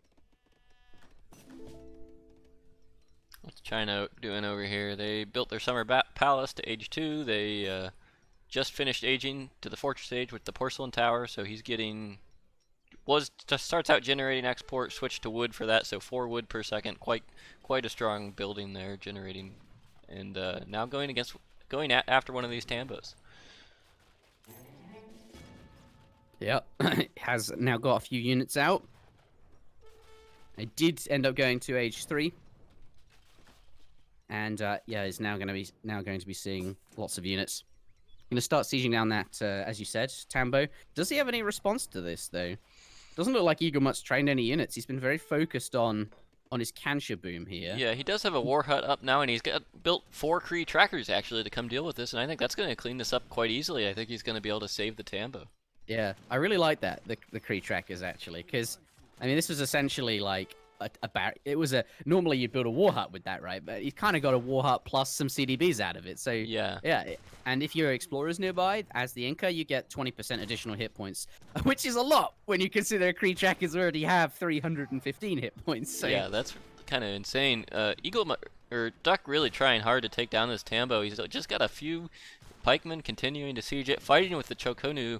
But I really don't think the 1 pikeman and two disciples are going to be able to take it out. Yeah, he's got to pull out of this, and EAGLEMUT managed to save the Tambo with 300 hit points. Although I think you're standing there trying to take it down. Obviously, that's not great to do against units that are firing on you usually, but given the Kree tracker, its strength is hit points and not range damage. It's only got 10 ranged attack, although with some multipliers, but it does so little damage. Maybe he thought he could just stand there and siege it down. But Tambos, they do have plus 500 HP over a regular trading post, although they do cost 50 additional wood as well. So it was perhaps a bit tankier than he was used to, and he didn't manage to get that down. And he was really hoping to get that down, but now EAGLEMUT is going to be able to repair it. Either way, though, China's still in a really great spot. He was just trying to get a little bit of free damage done. He had those units that came out for free from this Summer Palace here, and he's not training any units, and he just wanted to do something useful with the units that he had rather than having the model in his base. So not getting the Tambo, not the biggest deal, but obviously something he was really hoping for to do. But that Tambo now being healed, so not going to be able to get that now. But what he does have in mind is clearly something in the industrial age here. He's got 1,000 coin on the floor that has just arrived. He's shipping that, and he's stacking a lot of resources. He's not actually spending them, so it looks like he's going to be going for the Chinese sort of fast industrial, which is another thing they're very good at, the fast fortress, but also the fast industrial. This is interesting, though. He's going for the disciplined Chokonu and disciplined pikeman. That seems like an interesting choice when you're going for an Age 4 play.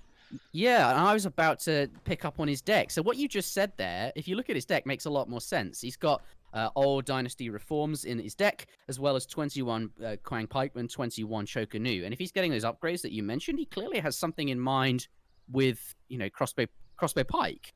Yeah, Age 4 crossbow pike. What an idea. Yeah, and I wonder if how is that a reaction to Inca? Do you think? Is he? I'm not sure, to be honest. I don't know enough about how the Inca play to really comment on that. I think I played a game or two with them, and maybe not even in this build. So. Yeah, I'm not sure if it would be any better than what China can usually do. Yeah. But the other thing he does have, Duolckad, is the 2 flying crows, which you kind of expect to always see in, and obviously 1,600 coin and wood, so a lot of really high value stuff in there. If he can mass lots of flying crows, I mean, that will be effective.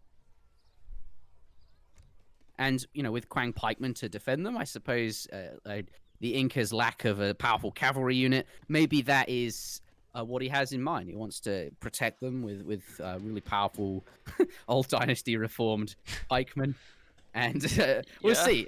I mean, clearly, it's a guard unit, and that's what he's going to be doing. Okay, so going to be training old Han army, and he's now up to industrial, and that's what we're going to see. Doesn't quite have a shipment yet, but when that does arrive, I'm sure we're going to see old Dynasty reform as his nope, well, 21 possibly, Chokonu on the way.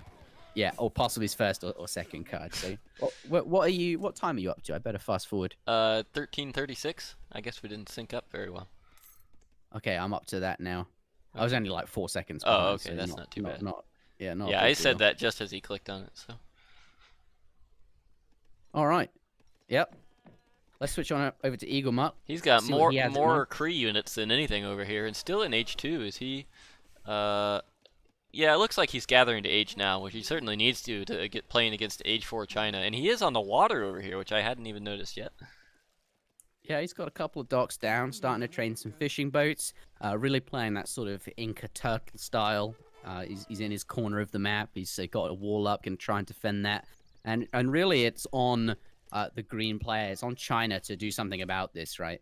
And he's gonna. Okay, here we go. Are those Huron mantlers gonna get away? That is. Pull trick them. They're being pulled, but look at them. They're trying to get out of there. Okay, going to take down that Tambo with a few remaining pikemen, but now pushing in with his honored Chokanu. That is a pretty big mass of Chokonu and some skirms mixed in there. Yeah. Oh, it's huge. There's a lot of hand infantry and archer style units there. Yeah. Which is not what you usually see. Although these mantlets I think are going to perform pretty decently against that composition. I think you're right. Yeah, they have 40% range resist, right? And they're not tagged as heavy infantry, so they're not going to take any bonus damage from these crossbowmen, from these Chokanu rather. So yeah, they're just giant damage sponges, which are going to perform well. Either way, though, it doesn't really matter how well they perform. They're still Age 4 units, and they're still really, really powerful. And they're about to get even more powerful. We can see now Old Dynasty reforms coming in, which is going to give Chokanus 50% hit points, 50% damage. It does make them a bit more expensive, but it's only a tiny bit. Like, this card is going to be really, really powerful. We're going to see some absolutely incredibly... Yeah, 180 hit points on these Chokanu. And 10 damage with 3 projectiles, so 30 damage overall. Yeah, that's quite the unit. And fighting against H2 units, basically, yeah, they're still... oh no, the trackers have been upgraded now. EAGLEMUT now in the 3rd age, so he's managed to upgrade some units, but he's really on the defensive here. Yeah. I mean, this is just a really well-timed Chinese fast industrial. The timing push is coming in strong here, and I don't think Inca's had enough time for these Kanshas and for his, he was focusing on a fish boom here. He's got 2 docks there. Hasn't fully taken off. Mind you, though, these elite jungle bowmen in the back. Yeah, they're actually doing quite a lot of damage against the Chinese army here. It's starting to fade away a little bit, and EAGLEMUT's mass is kind of staying pretty static for the most part. That is a lot of pikemen here from Duck, though, and they have 60 siege each. They're going to be able to tear down these Concha houses really quickly. We already saw one military building going down, one war hut going down. There's 2 more back here from EAGLEMUT, so he's still got plenty of production capability and actually putting up a 3rd war hut to really keep up and spend his resources. But I don't know, he's starting to whittle down this Chinese army. Yeah, I'm looking at his deck just to see what cards he's sent there. There are no upgrades as such on these jungle bowmen except the elite upgrade. But here we go. 2 flying crows have rocked up, and now this is going to be quite challenging because there's a lot of units here already. That was wow. I'm loving these new explosions. Yeah, and now dear, the Chinese cavalry coming in. Too. And EAGLEMUT has nothing to deal with these, really, other than cramming his units in behind the Concha houses where the cav can't really get in. So Inca can deal with artillery in lots of small ways. There's obviously the Huraka, the Slinger, which is sort of the dedicated, or is the unit that is better against him. It does siege damage, and it's it's quite effective against low HP artillery that has range resist. So the siege damage pierces right through that and ignores that resistance. So the Huraka are really good to counter them with. But obviously doesn't have a what's it called? The building that oh my god, I've forgotten what it's called. My mind's gone blank. You can't train those units, is what I'm trying to say. Oh, okay. But the other options you have as Inca are your jungle bowmen. They do poison damage, which is which is essentially siege damage. That also pierces through the resistance. So if you have a big massive jungle bowman and you send a volley flying at a flying crow, the siege damage afterwards, which stacks, it's 1 damage per second for 4 seconds. That damage is going to do really well against those units as well. And the other way they have is their Chimu runner doesn't get snared, so you can sort of just right click on their cannons and nothing's gonna stop you from getting there. But when you're up against a mass like this, yeah, I mean, I'm not sure what EAGLEMUT can do at this point against this many Chokanus. Four flying crows. I mean, his war huts are going down in basically 1 volley of these flying crows. Yeah, I'm not really sure what else EAGLEMUT could pull out of his sleeve here. I think it's just China when they get to this point. It's really powerful. Maybe you have to do something earlier to stop them. Maybe you need Stronghold, or maybe you need to get those units I was mentioning out sooner. I'm not sure how you handled this at this point, but still very early on in Age of Empires 3 Definitive Edition. Perhaps things will emerge. Yeah, absolutely. At the moment, though, very impressed with what Duolckad's managed to do. We don't often see, honored Chokanu and pikemen. Certainly not. Plus 100% HP total from all their upgrades, basically. And I'm sure attack is the same. We see the cover mode coming in to deal with these jungle bowmen, not even bothering to pull the Chokanu. Hey, well, they're doing quite well against the Chokanu. I mean, the flying crows are ignoring them at the moment. Yeah, and that means they're doing all right. But it's just like missiles being launched everywhere. I feel like I'm in a war zone. Well, I am. Yeah, I mean, Duck turning around though with the flying crows, and he's going to clean up these remaining trackers and jungle bowmen, and probably the last warhead, I'd imagine. But he's really lost most of the Choco Nu. He's going to have to depend on these pikemen and the artillery to finish this off. Yeah. But EAGLEMUT, he's hanging on there. He's finally got down a Kalanka. Oh, there it is. That's where you, and he's starting to train. Oh, this is the Bo5 for it. This is not the unit that you need to deal with. To deal with flying crate. Oh, but he's got them down. Look, they're so low. Yeah, the Chincha rafts. Yeah, the rafts have been taking these down, and one of them just with 12 hit points and there's not a lot of pikemen left. I mean, there's still kind of a lot of pikemen left. They're so low. Look at that, 1 HP and 12. Oh my HP. God. Yeah, but I'm not sure it matters because all his Kancha houses, which was like basically his eco, have been destroyed by the siege damage, and there you go, EAGLEMUT. Not gonna. Yeah, so it turns out age 4 China still good. Yeah. Age 4 China. It's always been good. Still seems good. All right, so this series is 2-2, I believe. You mentioned it was a play all 5. It was intended to be a best of 5, I think, but I guess it's both. Okay. The players have decided for us. Well, it's a 2-2, right? Oh, right, yeah. Well, then by necessity, there is it's now a play all 5. So I'm excited to get into this next game. I guess we can spend some time looking at the post game here since it takes so long. I've already left. I'm gonna look at the post game. If there's any, I don't know how to use it though. They moved the drop down, but they're all still here. Yeah, Duck pulling ahead in villager count after killing all of EAGLEMUT's villagers, as you would expect. Yeah, and EAGLEMUT just never really had the military mass in that game, although 48 is nothing to shake your head at. Yeah, can you show us the all resources gathered graph? I'd be interested to see how that Kancha boom worked out.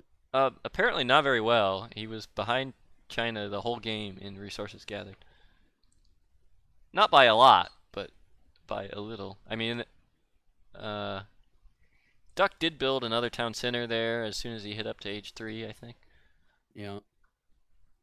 But EAGLEMUT also had the Cree villagers. Was he training those? I never really looked.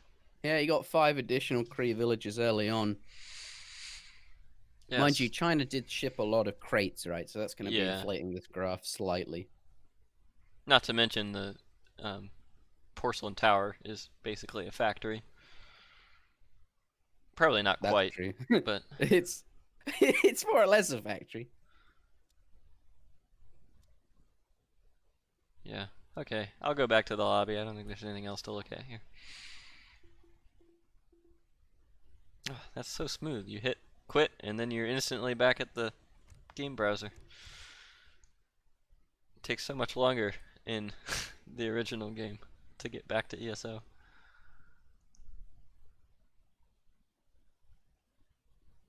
All right. Game number 5 coming up. Series turned out very well. EAGLEMUT was messaging me before the series saying he wasn't feeling very good about playing on DE. Didn't think he was playing nearly as well as on the original game, as you might expect when you're playing a whole new game. But yeah, I mean, it's to be expected, right? Like when you switch over, you have all your hotkeys don't transfer with you. You have to set them all up again and get it exactly the way you want. Takes time, and finding all the settings that you like takes time, and getting used to the new things. I mean, it does feel a bit different, but hopefully something that doesn't take too long to get over. But I can see certainly why he would feel that way, especially when you're being streamed and your games are supposed to be playing competitive games against someone. Yeah, both players showing up with quite impressive strategies, and some of them very DE specific though. So I'm liking what I'm seeing so far, and I'm not at all disappointed in what both players are bringing to the table.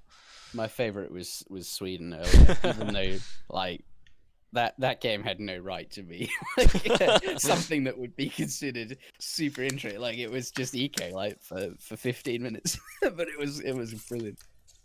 Yeah, I love that. That was absolutely a fantastic game. Someone asked who the other caster is. I assume that question is actually about me. Interjection is the co-caster. I'm streaming, and I'm Musketeer925. Yeah, I jumped in. I wasn't actually intending to cast. I should be in bed at the moment, but No. how could I not cast a game? I'll do this last one. And I think what is coming up after this? As far as I'm aware, this is the last thing on the schedule tonight. I see. Very good. So kind of makes sense as well because it's getting late in Europe. yeah. Yeah, I'm looking at our schedule. It looks like this is the last thing on the schedule today. Tune in tomorrow at 16 GMT. It looks like we've got Mini Molt grinding the 1v1 ranked ladder, and Gibson grinding it at starting at 19 GMT. So should be a solid. Looks like 7 hours of 1v1 ranked ladder grind tomorrow. Gibson streaming on eStock? Yeah. Oh, that would be good to watch. Gibson, yeah, if you've not followed the stream, do follow. Gibson, I was watching his stream earlier, and he's been playing a lot of the ladder, and he's pretty good with quite a few civs. So I think tomorrow you probably get some requests in. So looking forward to seeing what he comes out with, especially the new politicians. I'm looking forward to seeing those, and indeed, of course, Inca and Sweden as well. What's the status on this final match, this conclusion to this mini mini SmackDown? Let's call it that. A mini SmackDown. I assume that they are picking civs or something. I haven't received any status updates, so all we can do is just click the refresh button and hope to see. Someone asked in the chat, what game is this? This is Age of Empires 3 Definitive Edition, which comes out on October 15th. So it's a big update, brand new game. Or maybe brand new remaster of an old game.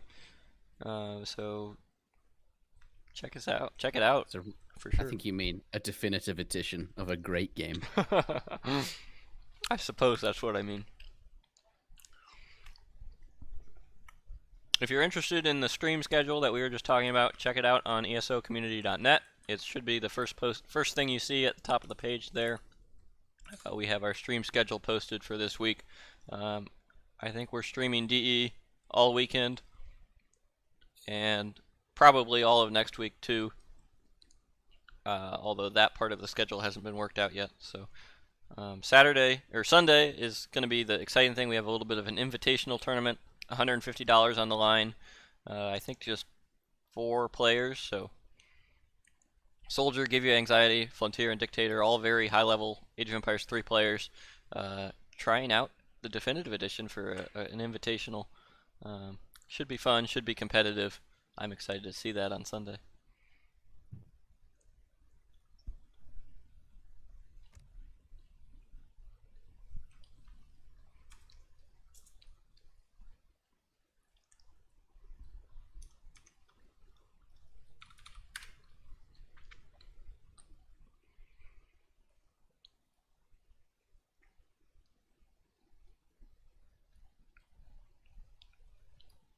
What's the status on this final match?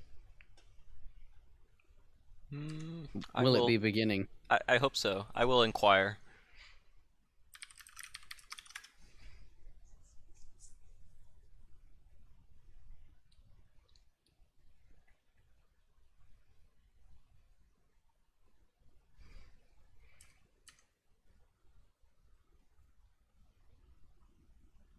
Can someone say if H2O will come back to this game? I miss his commentary and playstyle.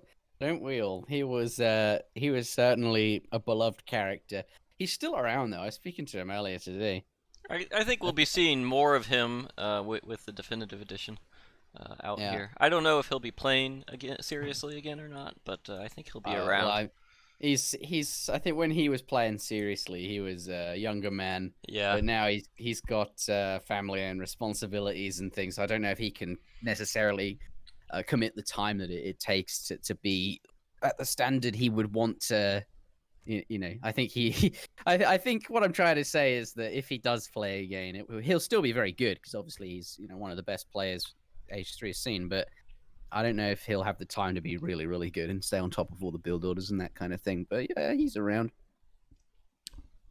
I have a match update. Duck is making a deck. says matchup German Inca. I don't know Oh, which very player playing which though. I guess EAGLEMUT can play Inca again since he didn't win with them. But maybe Duck is making an Inca deck. Yeah. So it won't be India. We're not going to see. Yeah, EAGLEMUT not pulling out his India again, which surprises me a little bit. Oh, I got the "we're ready," I think, so we will see soon.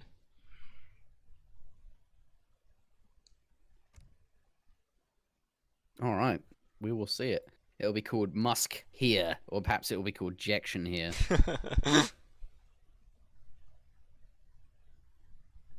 Clicking in, he says. Oof. It is going to begin.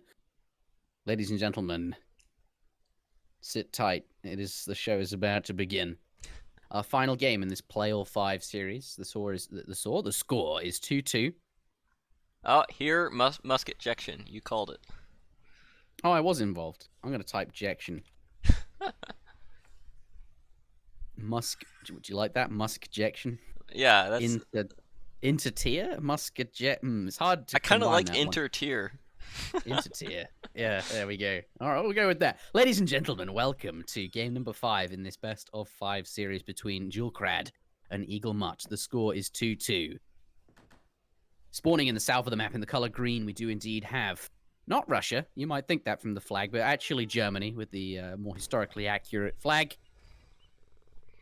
And we'll be spawning with a coin crate, 200 food, and indeed 100 wood there as well. Has 55 coin in the back of his base there. So it could be useful for some sort of market shenanigans, but I think actually more interested in getting out in the map. That's nice and tucked safely behind his base. Doesn't look like that explorer will be intending to build a trading post or anything like that, since he's not gathering any wood right now. Going for a Chinook scout here. Looks like, oh no, 2 Chinook scout, or a Chinook scout and an Apache scout, I suppose. Oof. Ah, that's pretty good treasure. I mean, you can crack shot one and then grab the other, and that is indeed what he's going to do there. But not going to be building a trading post or anything like that. Let's take a look at EAGLEMUT's opening, playing as the Inca in the north of the map in the color blue. Will indeed be opening with a Tambo, and that is what he's done. Didn't manage to get the area damage from his Eagle Eye ability on too many of those wolves.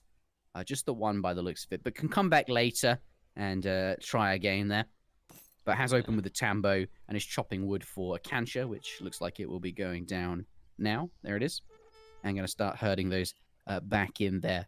Let's take a look at Duolckad. He did get those 2 scouts, and he's going to see all the treasures. He's going to see the whole map very, very quickly now. Yeah, I do want to comment on taking that treasure. Isn't the Pistolero the weaker Guardian? Shouldn't you have crack-shotted the Rifleman? Yeah, I think you're right. They both have the same hand attack though, so ultimately it really doesn't make that much. That doesn't make that much difference. But one of and they have the same HP as well. But you are right because one of them has more range than the other, and that's the one you want to kill. So that if your opponent is has a war chief, he can't convert like the more rangy, stronger Guardian. So yeah, I think that's absolutely true. But you know, it's not the most important thing in the world if it's not something you have to pay attention to. Yeah, I was thinking that the Rifleman had more hand attack or something like that. Yeah. EAGLEMUT going for the Settler here again, but looks like just kind of creeping the edge of the Guardian's radius.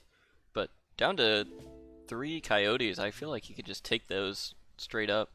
Yeah, and that's maybe what he's going to do. That's what he'll do. It was, I think, trying to catch that last Coyote on the edge of the radius and 1v1 it rather than have the other 2. But you know, the Inca War Chief, I think he's going to try that again actually. Yeah, so he wants to lure them to the... Oh, he wants to use the Tambo! It's got ranged attack. Yeah, that makes sense. Yeah, and the wolf actually attacking the Tambo now. That's definitely near the Coyote. But Duck is sitting back here, and he's got a scout in here, too. He's going to take it.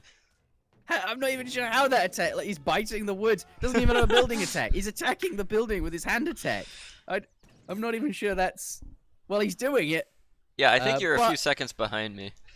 Oh, okay, let me catch up. What are you at? Well, I got Duck taking the villager. Took the Vil, and EAGLEMUT going after it, but I mean, he's not going to be able to do enough damage with his Explorer. They've got a big malice. What time are you up to? 3:27. Okay, I'm up there now as well.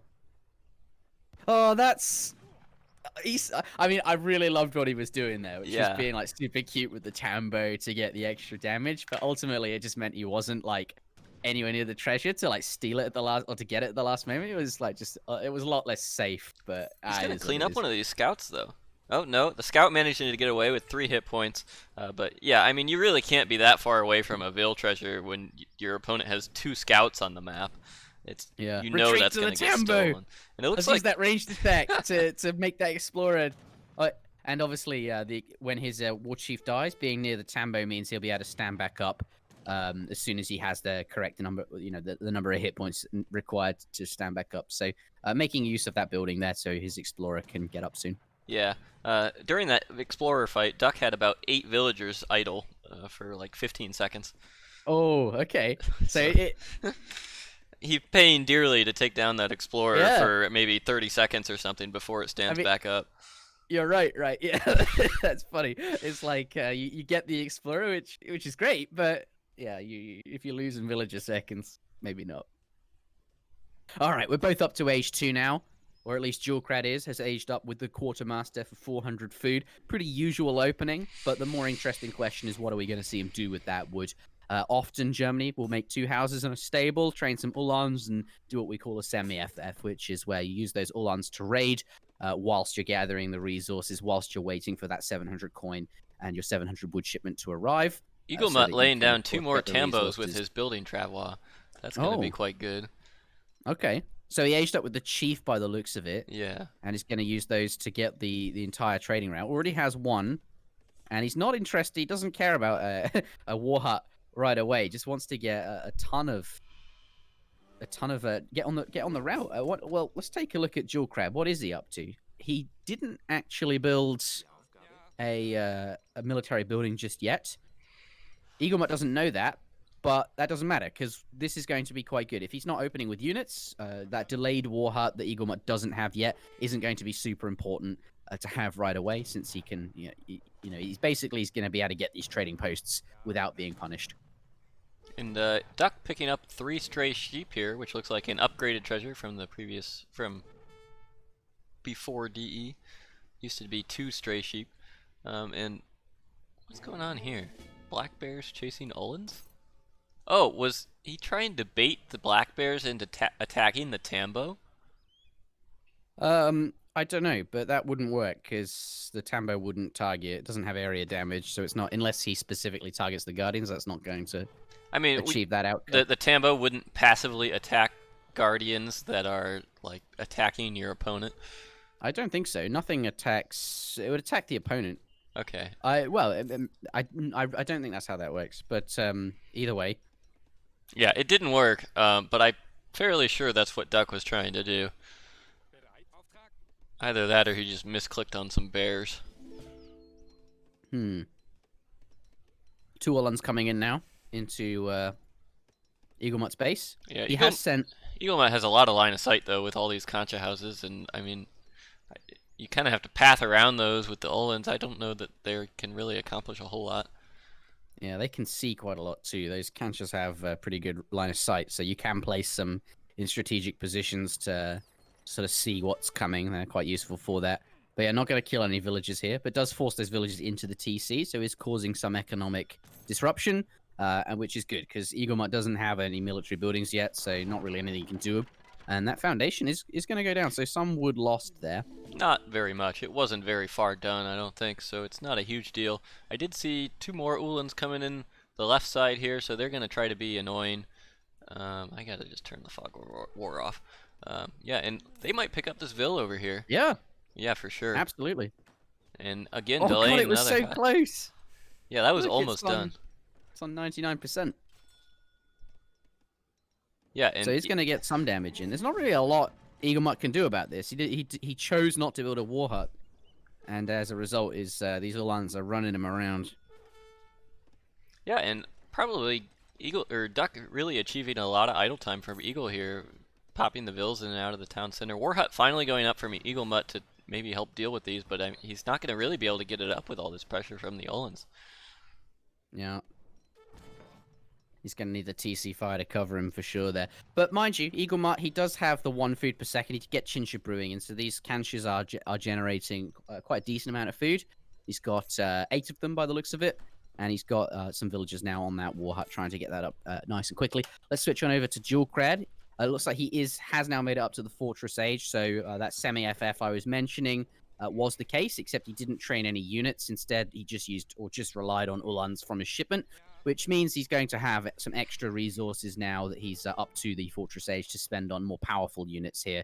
And that's what he's doing. He's got a stable down. I expect we'll see some war wagons, and he's got, or perhaps he'll get veteran Ulans, and he's got some skirmishers coming out as well. Going to start sieging down this Tambo. The Explorer's tanking the damage, which is nice to see. Yeah, that's definitely a good play. It seems like EAGLEMUT, EAGLEMUT needs to retask that to be attacking the skirms here that have a lot less hit points and a lot less expendable than the Explorers regenerating hit points. But it's not going to matter too much with a lot more German units coming in now. 5 more skirms and 4 Ullans. That's going to make pretty quick work of this Tambo unless EAGLEMUT can pull out some units, which I'm not really expecting. I kind of think I guess he's aging now, so he doesn't have a lot of resources to spend on units quite yet. Yeah, and Lumber Ceremony coming in as well, so faster wood gathering. But I think these Tambos, I mean, yes, he can't do anything about this, but equally, it does have 500 extra hit points, and it is buying him quite a lot of time. And it's obviously doing some damage as well. But the time it's going to allow him to get up to the next age. He's going up the Wise Woman, which will grant him a shipment upon reaching the next age. And if he goes for another Tambo, which I don't think what Duck's going to do, he'll be in, I think EAGLEMUT would be in a great spot. He'd be able to get up to the next stage on time, get some units out, but it doesn't look like Duck's going to give him that time. He's now coming in, and those villagers, they're going to be forced off the hunt there. He's got some jungle bowmen doing some damage, but obviously the Cav are quite good against archers, but he's not going to go in, and I think that's probably a good idea, given the war chief is standing there, and he does have the ×2 against cavalry. Oh, he did. He managed to get the. Do you see that Ulan go down? Yeah, that's from the poison archer arrows, I guess. Yeah, that's the poison damage over time. That's awesome. German player taking down another Tambo here. He's gonna take the whole trading post line for himself, I think. He immediately laid down this trading post on the last one after killing the previous Tambo, and he's got wood in the bank for this one. I think we're gonna see another trading post from Germany here. Yeah, I think you're absolutely right. And he's researching Stagecoach now as well, so he fully intends to get this economic going. And I kind of see why he wants to do that. Up against Inca, it's an unknown sort of civ at the moment. The safer way to play is just to make eco, go for that macro style, get lots of villages, and then any mistakes you make aren't super amplified. Whereas if you're really aggressive, you kind of have to know what you're doing and where to pressure, and you have to do it properly. Otherwise, you don't have the villagers behind you to cover your mistakes. You've got to really make that work. So I think he just wants to play safe, which is what he's doing. But by playing safe, destroying these Tambos, he's giving the Inca player, he's giving him lots of time, which I think is what EAGLEMUT kind of needs. I think EAGLEMUT's not going to be, I mean, obviously he will be upset about losing those trading posts, but yeah, look at this. He's got a fort being built now, which he certainly wouldn't be able to do if these units were in his base. If they had ignored that trading post, that fort would definitely not have gone up. And here's Machu Picchu coming in as well, a second fort. Build limit of 2 now. He's going to have two of these strongholds, which are going to give him plenty of cover to defend himself with. Yeah, those are huge. Those are going to secure this mine and these. I guess he does. I mean, yeah, and another hunt here, the bison. He does need hunts still, despite having the conchas. But Germany taking down the last Tambo, and I guess he doesn't have enough wood to lay down that last trading post yet, but with Stagecoach on the other TPs, they're probably set to wood. Can we see that? Oh, yes, we can. Yeah, they're set to wood, so he's going to have the wood for that last trading post. Yeah, and there it is. He's laying that down now. Oh, boy. 2 of these. Yeah, we'll have to see how much these do. Yeah, so I mean, it's not so they do have 6 minimum range. So standing underneath them does mean that they can't get you. But there is the other one. Yeah. And obviously, that 3 area damage is quite impressive still. That's wrecking those skirms. Half those skirms are almost dead thanks to that area damage. Yeah. War wagons coming in. Those are going to perform a little better with their... oh, they have hand resist? I thought they had range resist. Yeah, war wagons have hand resist, the same as Black Riders, and I guess that's just why war wagon. Okay, but look at the garrison. Like, his units, they're all safe. Yeah, and he could just pop those out, and yeah, that's very cool. Yeah, I mean, his score is quite far behind, and his eco is just not as good as the German players, you know, without those villager shipments. And, I mean, you do have to send a card to get these canches going at a decent rate. But what you do have as Inca is some pretty good defense. So the units you do have, they don't just get trashed, but as soon as you know, the Uhlans walk in there and sort of kill them, you can, despite having a much sort of lower eco at the moment, he does still have the ability to keep those units up and is going to be able to keep playing here, which is what he's doing. Yeah, it doesn't really have a lot of hunt left that he can safely gather on with all these Uhlans on the map. Maybe pushing it. Well, not really. This hunt out in front of the forts has been herded away toward the trading posts, so that's not really ideal. And really not a lot of military from EAGLEMUT. He's got some jungle bowmen. Yeah. But, I kind of, he's going pure jungle bow because he knows if there's any cavalry, he just puts them in the stronghold and doesn't have to worry too much. Yeah, I do like that. Oh man. So I don't need no counters. I got some forts. I'm okay. Mind you, though, if some cannons rock up, if Duolckad trains some falconets, those jungle bowmen aren't going to do very well, and nor are those forts. Yeah. So I think that's the play. Let's switch on over to Duck and see what he's got in mind. Yeah, and it looks like all of these are toggled to coin. The trading posts, all of them on coin bar 1, which is on wood. And I don't know, maybe we'll see some kind of artillery We've switch. got that Jaegers coming out. Okay. So that's probably what the coin was intended for there. I don't know if he's got long-term plans for it. Or if we'll see him switching off of that, maybe. Yeah. He does have Black Riders in deck, so maybe he'll be sending that. I'm going to take a look at his deck. I mean, Germans and mercenaries are a match made in heaven, right? Yeah, 2 town centers going down for EAGLEMUT right next to each other, but yeah, I guess they're not getting denied. He sent the card to 2 town center wagon. Yeah, he really wanted to secure that hunt back there, I guess, in the copper mine, and I probably was going to be able to herd this other hunt in there too, which is I think he desperately needed. The copper mine in the chat there, ladies and gentlemen. But I like what Duck's doing. He's like, okay, you built your forts there, which is that they're covering each other very, very well. I'll just come around the other side and not have to deal with those. So you know, you do have to pick your fort positions very wisely. Because you can only place them well, you can only build one unless you send Machu Picchu like EAGLEMUT did. Then you get a second one from the card. But here, that town center and all these canches, then they're not covered all that well by the 2 strongholds here. The jungle bowmen, they are fighting though. But as you pointed out, Jaegers were sent, and there's some obviously veteran skirms mixed in as well, which are going to do good damage against the jungle bows here. Yeah, I mean, this town center are going to go down, but I don't think EAGLEMUT cares that much about the town center. He has 2 others, and this one really isn't securing too many resources anymore, but I guess defending all these conchas is really the more concerning thing, that Duck's going to be able to take down these conchas pretty easily, at least these ones off kind of the left side where the town center was guarding them. And Duck laying down a second town center down here. He wants to keep ahead in eco, although he's really pretty far ahead as it is with the trading post line, and he's managed to do a lot of raiding with all his Uhlans. Yeah. It's not looking too good. EAGLEMUT coming in. He's got some jungle bows. He's going to try and they'll do good damage against the war huts. But as soon as this happens, the Jaegers step forward, and their superior range means that, then if he tries to escape, it's going to be troublesome. He wants to fight under the strongholds. He keeps trying to go back there, but Duck's having none of it. He's just going to take down these canches and safely get some damage done.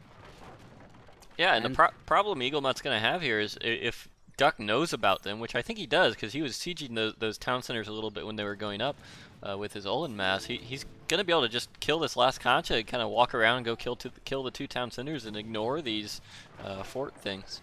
Fortress? What do you call these? Strongholds. Strongholds? Mm-hmm. Although I guess that's not what we're seeing here. Duck just kind of walking away. He's maybe satisfied with the fact that his score is about double what EAGLEMUT's is. I'm not sure how these scores work. They're not the same as Age of Empires 3 was. It's the same, just times 100. Okay, that's kind of what I suspected, but I wasn't sure. Yeah. We see some outposts going up from Duck here. Yeah, like you said earlier, Duck playing this very conservatively and just trying to slow roll and take advantage of his superior economy here, and building a third town center and really going for the boom. I mean, he's not in a hurry, is he? He clearly knows. You can see from the score that he is very far ahead, and there's just no need to take any risks here. So he's just gonna get his eco up, make sure he's defended with outposts. Villagers can garrison inside, keep training those vills. And I expect what he'll do is go to the industrial age, where he'll have access to mortars, and then mortars are going to more than adequately deal with any kind of building. So that is the safest way to play it, and I think that's potentially what he's got in mind. Although he may realize he can walk in and sort of finish the game. We'll see if that is what he wants to do. Yeah, EAGLEMUT trying to push out and contest this trading post, but I mean, he really just doesn't have a big enough mass to do that. Duck has basically stopped training Olens other than the 5 he has there. I suspect he's still training war wagons out of the 2 stables he just built. So these jungle bowmen are relatively a good choice for EAGLEMUT to continue just building all jungle bowmen. But and a lot of contra houses going up here. EAGLEMUT trying to get back in this with the eco. Yeah, I mean, those war wagons can't stand there for long. There's so many jungle bows. I think he's just sort of poking. He's not really committed. He's now going to try and escape there. Yeah, and I think he is going to age after all. Look at that. He's got lots of resources. Oh, yeah. I think the only food he's spending at the moment is on those villages to keep those town centers active.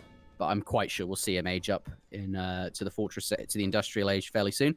Inca, on the other hand, trying to rebuild. He's got those villagers on wood. They do have lumber ceremony in. I'm not sure if they've got forest spirit ceremony.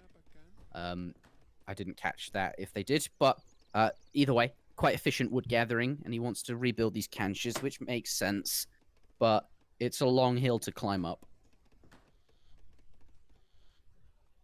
Yeah, for sure. I mean, he is getting a pretty good mass of the jungle bowman here, but I'm starting to worry about a cav switch coming out from Duck, Olin switch. But I mean, he's aging, so it's not. We're not going to see that right away. But we do see cavalry hit points coming out, although I guess that affects war wagons as well. Yeah, it does indeed. And the age up is now in queue as well. He's got ranged cavalry caracol, cavalry cuirass, and counter infantry rifling at the arsenal. Is that barbecue tagman? No, it is not. It is Interjection. And of course, musketeer 95. EAGLEMUT, I think, senses something's up. He senses there's an age up, which there is, just because nothing's really happening. He's not being attacked. He's not being poked. So it looks like he probably suspects his opponent is trying to keep safe. Like, when you're aging, you absolutely do not want to have your units anywhere near your opponent. You want to keep your units safe, which is what Duolckad's doing. But whilst EAGLEMUT does sense that, not a huge amount he can do about it. But macroed now, by the looks of it, to do that artillery switch. And of course, lots on wood as well, because the hunts are starting to expire. A mill are coming down there, but an artillery foundry, I'm very sure we will see. We'd have. It's right by the town centers up there, in the arsenal. So. Oh, I see. Yes, there it is. And as soon as he hits up, I'm sure we'll see some. 2 falconets going in queue. I thought perhaps he would wait to queue up some mortars, but yeah, Falcons will do it, especially with field cannon upgrade. Yeah. There we are. And there's age 4. We'll see how EAGLEMUT responds to that age 4 coming in, although I'm sure at this point he's expected it. Yeah, he's just going to pull back further into his base and defend against the inevitable push.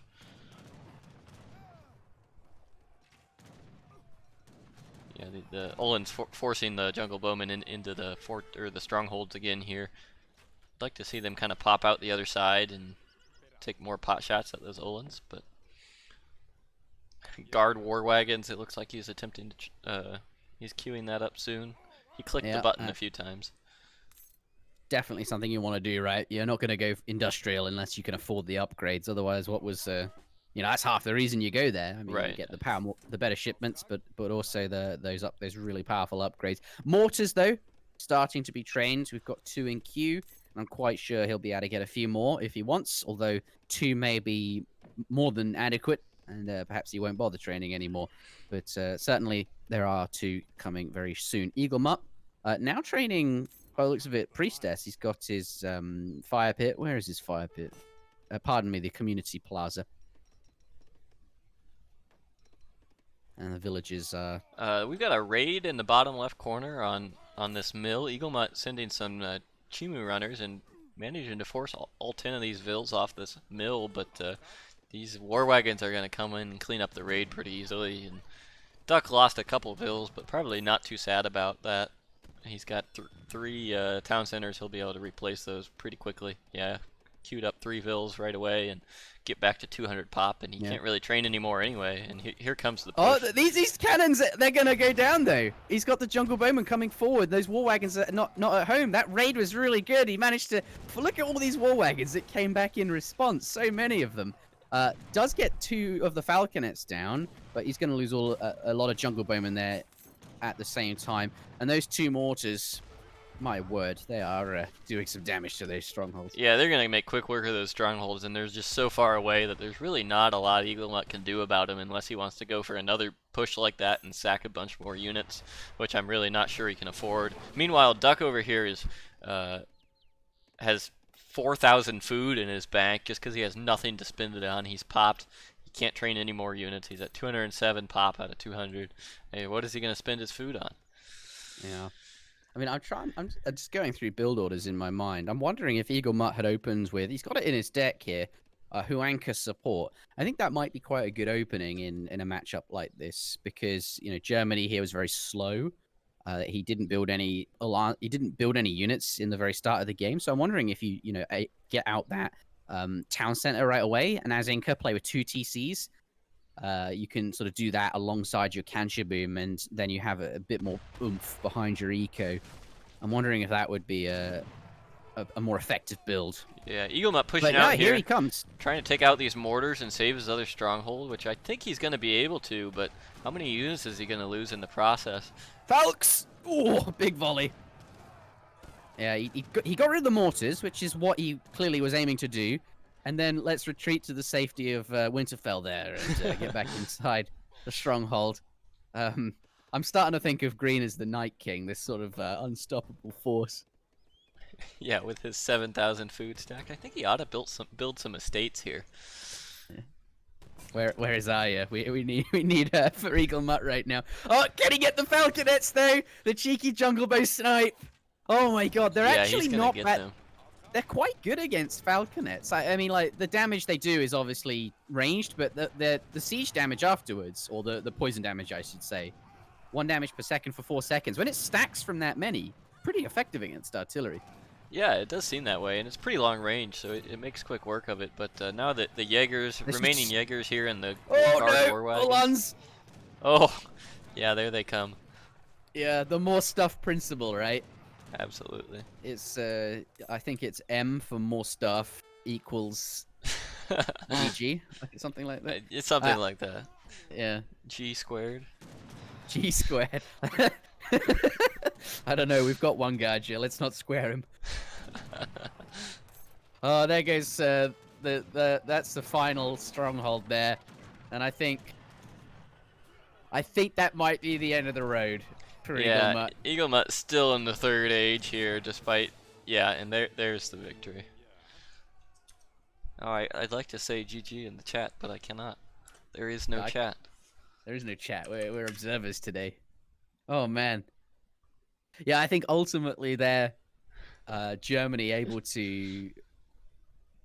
Well, I mean, he did a good job in the early game, right? Despite not training any units, those Uhlans were able to do good damage and stop his opponent from. I think he killed a couple of villagers, forced them into the TC, and then he managed to capture this whole trading route. And he had a really powerful economy and just played it super safe. So really nice there from Duck.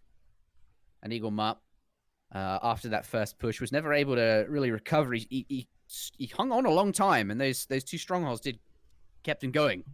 But ultimately, Germany does win this one. Yeah, I'm looking at the villager graph here, and EAGLEMUT, right after going up to age 3 at about 10 minutes, really lost half his vills. I mean, he went from 25 to 15. That must have been the push where he was also losing concha houses. Yeah, I think so. Oh, maybe that was later. Either way, he lost a big chunk of his economy right there, and about the same time, I think, is, yeah, shortly after that is where Duck started building more TCs and cranking out villagers just like crazy, and so his eco just pulled way ahead in addition to having the 4 trading posts, yeah, at about the same time. So he got his eco to really take off and do some damage about it at the same time, and that was kind of the nail in the coffin for EAGLEMUT there.